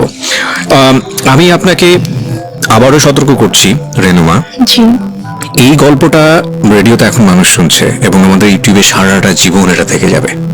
হ্যাঁ, সো ইফ ইউ হ্যাভ, মানে আপনার এখনো চান্স আছে, আপনি যদি মনে করেন যে না আপনি যেটা বলেছেন সেটা আপনি উইথড্র করবেন, ইউ ক্যান উইথড্র দিস। হ্যাঁ, আমি দরকার হলে এই লাইন সবগুলো বাদ দিয়ে দিব, রেডিওতে প্রচার করবো না। হ্যাঁ, যেভাবে এটা হয়েছে বা যা হয়েছে, যদি আপনি মিথ্যা বলে থাকেন, কারণ মা কিন্তু মাই। এবং একটা বড় জিনিস কি আমি বলি, সৃষ্টিকর্তা পৃথিবীতে আমাদেরকে সর্বশ্রেষ্ঠ যে উপহারটা দিয়েছেন সেটা হচ্ছে মা। হ্যাঁ, এবং পৃথিবীর একটা কথা আছে না, খুনি যদি সন্তান যদি খুন করে পৃথিবীর কোথাও জায়গা নেই, কিন্তু মায়ের আঁচলের নিচে সে জায়গা পায়। এমন একটা, আমি বলছি না যে খুন করে মায়ের আঁচলের নিচে জায়গা পায় মানে হচ্ছে মা খুব ভালো বা এরকম কোনো কিছু না, মানে আমি বলতে চাচ্ছি যে এত কোথাও যদি জায়গা না থাকে তাহলে এরকম একটা জায়গা আছে। এবং মায়ের ব্যাপারে আমাদের ধর্ম, ইসলাম ধর্ম যেটা বলে, সর্বোচ্চ উচ্চ রকম সহনশীল হতে বলেছে, এবং বাবা মায়ের সেবা দানের জায়গাটাতে এমন বলা হয়েছে যে যখন তারা বৃদ্ধ হয় তখন তাদের কেমনভাবে লালন পালন করো যেভাবে তোমাদেরকে ছোটবেলায় লালন পালন করা হয়েছে, এবং শব্দটি পর্যন্ত উচ্চারণ করো না, এইরকম প্রায়োরিটি দেওয়া হয়েছে। তো এবং আরো আপনি যদি নিজে খোঁজ করেন আপনি নিজেই দেখতে পাবেন, আমি একজন ধর্মীয় বেত্তা নই, আমি যতটুকু জানি ততটুকু আপনার সঙ্গে শেয়ার করলাম। তো এটা তো ধর্মীয় দিক, আপনি ধর্মীয় দিকের বাইরেও যদি আসেন, সামাজিকভাবেও যদি আসেন, পারিবারিকভাবেও আসেন, একটা মা সমাজের জন্য পরিবারের জন্য কত বড় ভূমিকা রাখে এটা বলার অপেক্ষা রাখে না, সেটা সারা দুনিয়াব্যাপী সমান। But your case is truly exceptional যদি সেটা হয়ে থাকে। সো আমি আপনাকে আরেকবার সুযোগ দিচ্ছি যে আপনি যেটা বলছেন চাইলে আপনি সেটা উইথড্র করতে পারেন। আমি সেটা উইথড্র করবো না, কারণ এটা আমার সাথে ঘটেছে। আমার নিজের মা যে আমাকে জন্ম দিয়েছে সে আমার সাথে এরকম করেছে। ওকে, তারপর কি হলো? তারপর আমার মা আমাকে এভাবে বলার পরে আমি এতদিন সবকিছু সহ্য করেছি। আমি হয়তো টুকটাক তর্ক করেছি, ঝগড়া করেছি, বাট ওরকম এক্সট্রিম লেভেলের আমি কখনো কিছু করিনি, আমি চুপই থেকেছি। বাট আমাকে যেদিন থেকে এই কথাটা বললো তখন থেকে আমি আর কি টোটালি আমি বুঝে যাই না এই মানুষটা কখনো আমার ভালো চায়নি। সো আপনার লেখাপড়া কি ওই সময়টাতে স্টপ ছিল? আমার লেখাপড়াটা স্টপই ছিল, কারণ আগে আমি মেন্টালি ডিপ্রেস ছিলাম, আমি পড়তে পারতাম না, আমি পড়তাম না। তারপর বাসায় কোনো টিচারও ছিল না। যে লোকটার নাম বলা হয়েছে সে লোকটাকে কি আপনি চিনতেন? হ্যাঁ, লোকটাকে আমি চিনতাম। ওনার কি আসা যাওয়া ছিল আপনার বাড়িতে? না, আমাদের বাসায় আসা যাওয়া ছিল না, কিন্তু উনি হচ্ছে আমাদের আমাদের যে এলাকাটায় আমরা ছিলাম ওই এলাকারই ছিল উনি। উনি কি প্রভাবশালী লোক ছিল? মোটামুটি। ওকে, আচ্ছা তারপর? তারপরে আমার মা, আমি জাস্ট স্ট্রেট বলে দিই যে আমার পক্ষে এটা সম্ভব না। তখন আমাকে বলে যে তোমাকে আরো বেশি টাকা লাগবে।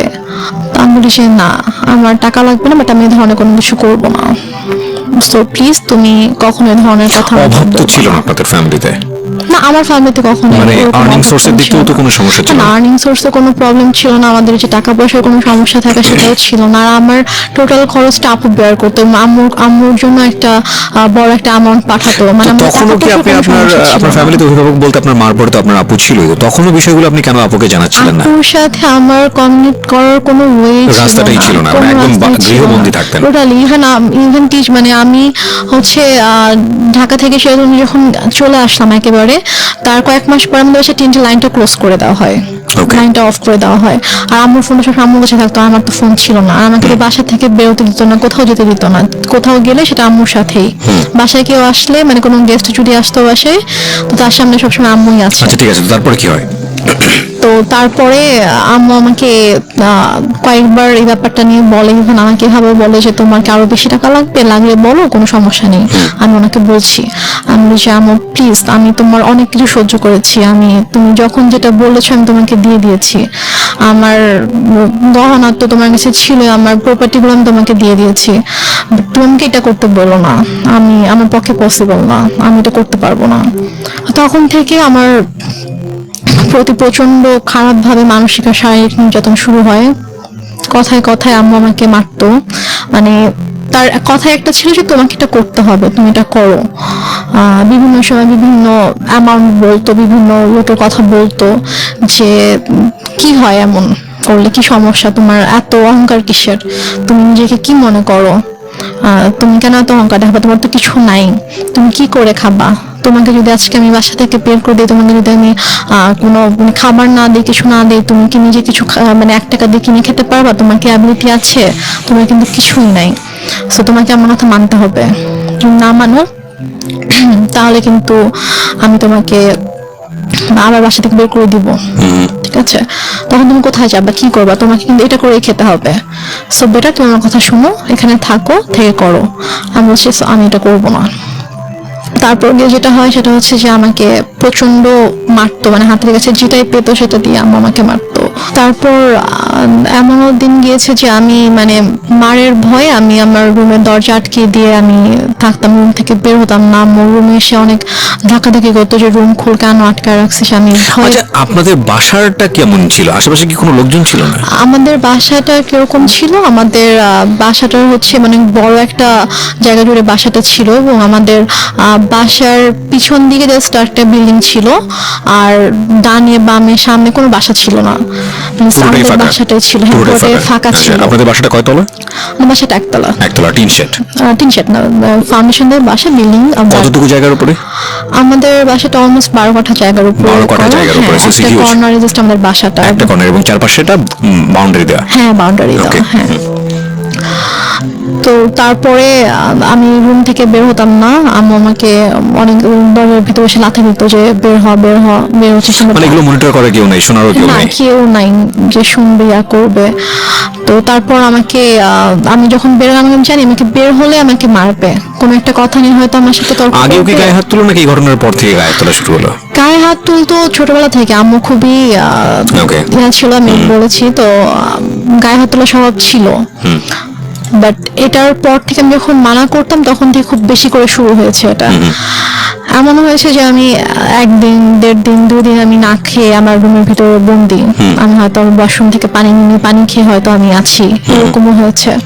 তো এক পর্যায়ে এভাবে চলতে থাকে, এভাবে চলতে চলতে 2014 সালের ফেব্রুয়ারিতে আমার ভাইয়া একদিন ফোন করে, দুলা ভাই, জি আমার দুলা ভাই একদিন ফোন করে বলে যে আমি তো দেশে আসতেছি, তো আমি 7 দিনের জন্য দেশে আসবো, তো 2 দিন হয়তো আমি সিরাজগঞ্জে থাকবো, এটা বলে। তো তখন আর কি আমার আম্মা আমার জন্য টিচার রাখে, ফেব্রুয়ারিতেই টিচার রাখে, 2জন টিচার রাখে, একজন হচ্ছে ম্যাথের জন্য আর একজন ইংলিশের জন্য। তো টিচার রাখার পরে আমার তোমার তো পড়াশোনার সময় অফ ছিল? আমার তো অফ ছিল, আমি টোটালি পড়াশোনা করতাম, বাট আমি কলেজে ভর্তি হয়েছিলাম। মানে আমি 14তে হচ্ছে আমার মানে 13তে আমার বেসিক্যালি এইচএসসি দেওয়ার কথা, বাট আমি দেইনি। তো ওইটা আবার 14তে রেজিস্ট্রেশন করানো হয় যে 14তে দিব, বাট তারপর আমার পড়াশোনা টোটালি স্টপ ছিল। তো ফেব্রুয়ারিতে আমার ম্যাথের বই টই আর নোটস টোটস যা কিছু লাগবে এগুলো সবকিছু আমার কিনে দেয়, কেন 2জন টিচার রাখে, কারণ ভাইয়াকে তো শো করতে হবে যে সে আমাকে পড়াচ্ছে। তারপর ভাইয়া মার্চে আসার পরে, তো ভাইয়া ঢাকায় আসে 2 দিন পরে আমাদের বাসায় আসে, সিরাজগঞ্জে আসে। তো আসার পর আমি জাস্ট চান্সে ছিলাম যে আমি কখন একটু ভাইয়াকে একা পাবো, আমি কখন কথাগুলো ভাইয়াকে বলবো। তারপরে গিয়ে আমার মা হচ্ছে বাজারে যায়, ওই সময়টাতে আপনি শেয়ার করেন? হ্যাঁ, আমার ভাইয়া যেদিন আসে বসে, তার পরের দিন সকালে আম্মু নাস্তা দিয়ে দেন, বলে যে তুমি ভাইয়াকে নাস্তা করো, আমি একটু বাজারে গিয়ে আমি একটু মাছ নিয়ে আসি।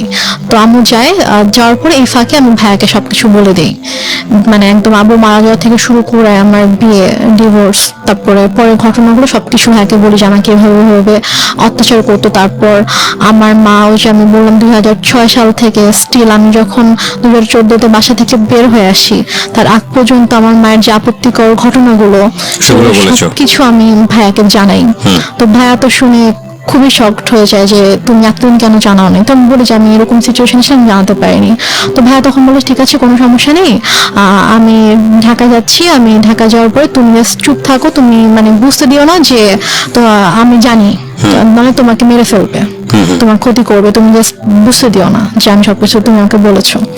ও ভাইয়া আসার আগে আবার আম্মু আমাকে বলে যে যদি কিছু কোনোভাবে জানাস তাহলে কিন্তু তোর খবর আছে, মানে আমাকে হুমকি দেয় যে কিছু জানলেই কিন্তু তোর খবর আছে। তো আমি তারপর তো আমি বলি, তো ভাইয়া ঢাকায় যাওয়ার পরে তো ভাইয়া কয়েকদিন পরে কানাডায় চলে যায়। তো যাওয়ার পরে আপুকে বলে ভাইয়া গিয়ে যে ওর সাথে এরকম এরকম করেছে আম্মা।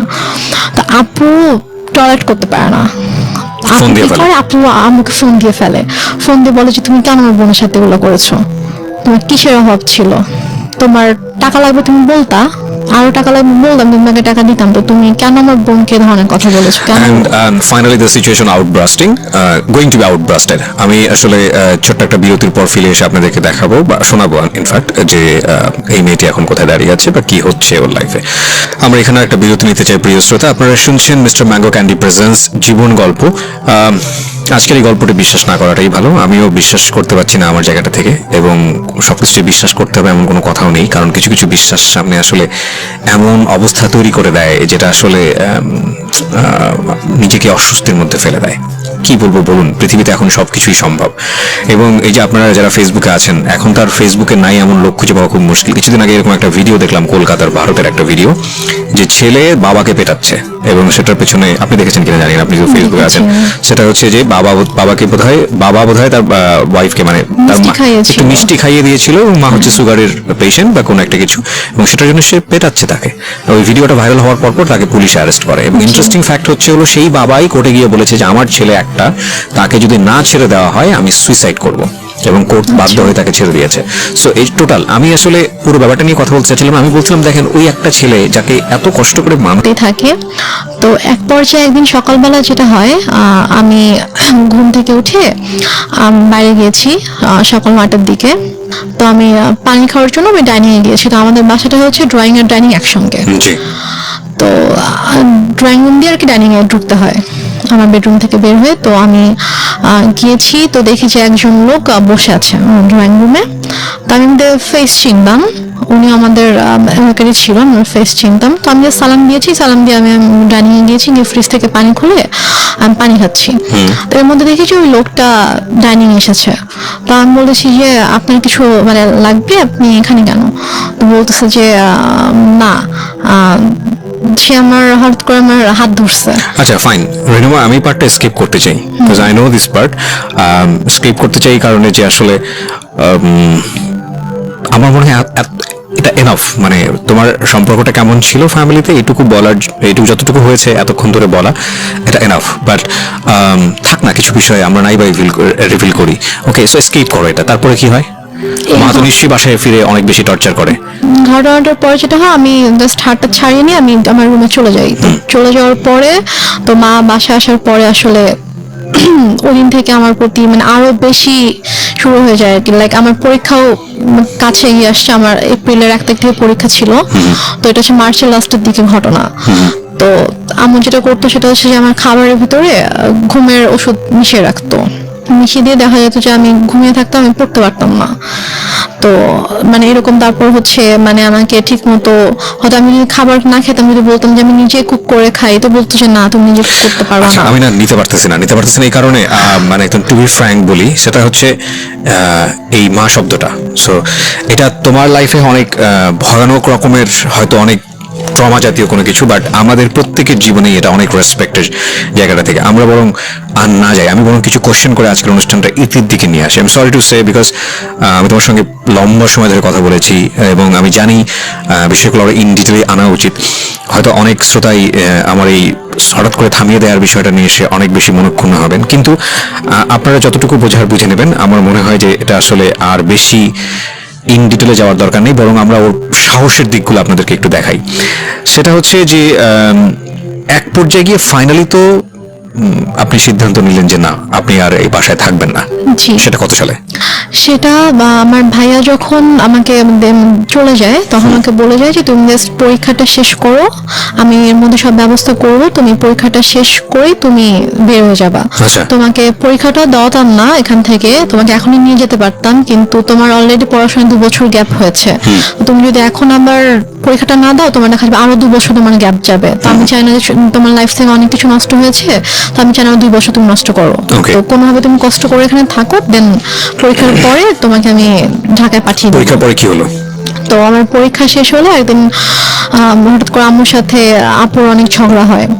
তো দেন আম্মু বলে যে আমি ইয়া করব, আমি বাসা থেকে বের হয়ে যাব। আম্মু বলে, তো বল ঠিক আছে তুমি চলে যাও।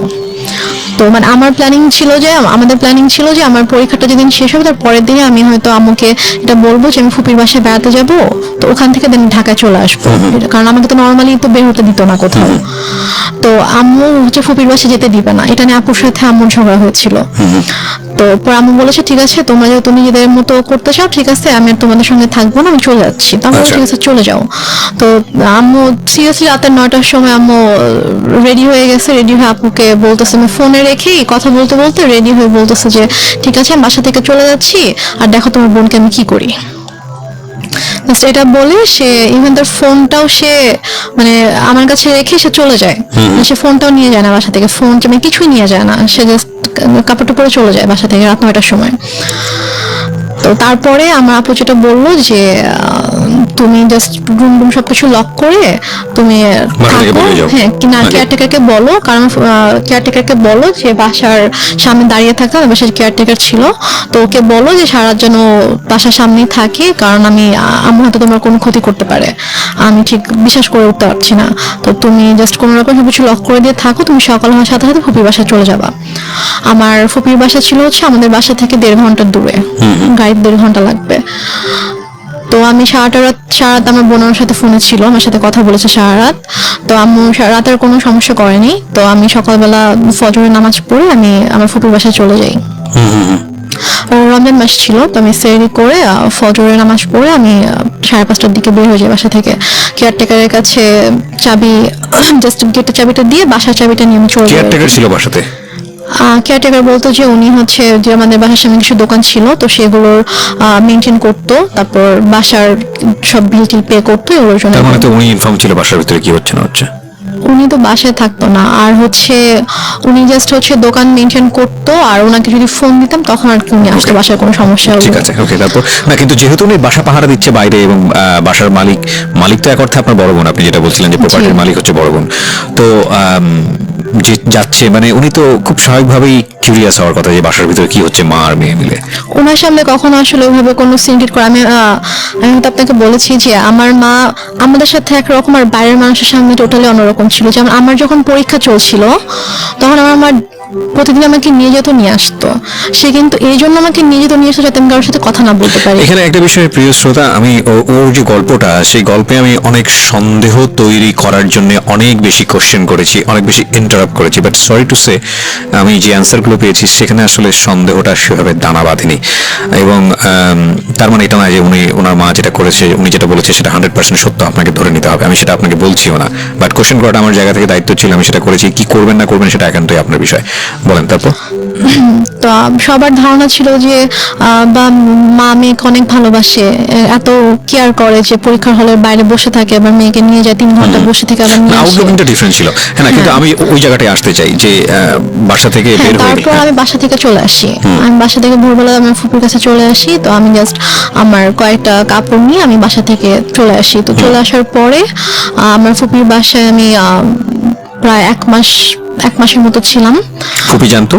হ্যাঁ, আমি গিয়ে সবকিছু বলি। Okay, then ফুপি আমি ফুপি- যাওয়ার পরে ফুপি জেনেছে, ফুপি চাচু মানে যার যার জানা সবাই মানে আমি এই জিনিসটা যাওয়ার পরে spread out হলো তারপরে? স্প্রেড আউট হয়েছে। আমি বলেছি সবাইকে, তো সবাই তো শুনে খুব অবাক যে তুমি কেন আমাদেরকে এত তুমি বলো না, তোমাকে অনেক আগে আমরা ওখান থেকে নিয়ে আসতাম। তারপরে আমার বলার তো কোনো ওয়ে ছিল না। তো তারপর আমরা 2 দিন পরে বাসায় ব্যাক করে, তো ব্যাক করে দেখতে পাই আমি নাই। সে হয়তো মানে বুঝে উঠতে পারেনি যে আমি বাসায় থাকবো না, সে এসে দেখবে আমি হয়তো বাসায় আছি। তো সে যখন দেখে আমি বাসা নেই, সে তখন ফোন করে আমাকে। তো ফোন করে বলে যে তুমি কোথায়? আমি বলি যে আমি ফুপুর বাসায়। তো বলে যে বাসায় আসো, চাবি নিয়ে আমি তো ঢুকতে পারতেছি না। আমি বলছি আমি বাসায় যাবো না। তো বলে যে না বাসায় তো আসতো, বাসায় কেন আসবো? আচ্ছা, আমি এই ডিলেমাগুলো একটু শর্ট করি। হ্যাঁ, হ্যাঁ। সেটা হচ্ছে যে বাসায় আপনি জাননি, এরপর কি করেছেন আপনি স্টেপ বাই স্টেপ সেটা বাসায় যাইনি। তো তারপর আমি যখন ঢাকায় চলে আসবো, আমার ইউনিভার্সিটিতে অ্যাডমিশন নিতে হবে। তো আমার তো ওখানে আমার এসএসসি যে পেপারস, তারপর সে কিছু সার্টিফিকেটস, এগুলো তো আমার লাগবে। তো এগুলো তো সবকিছু বাসায় আমি রেখে এসেছি, আমি তো কিছুই নিয়ে আসিনি বাসা থেকে। তো আমি যখন যেতে চাই, তো আমার ফুপি আমার সাথে কথা বলে যে ওর তো কিছু পেপারস লাগবে, তো বাসায় যাবে, গিয়ে ওর যা যা লাগবে নিয়েও চলে আসবে।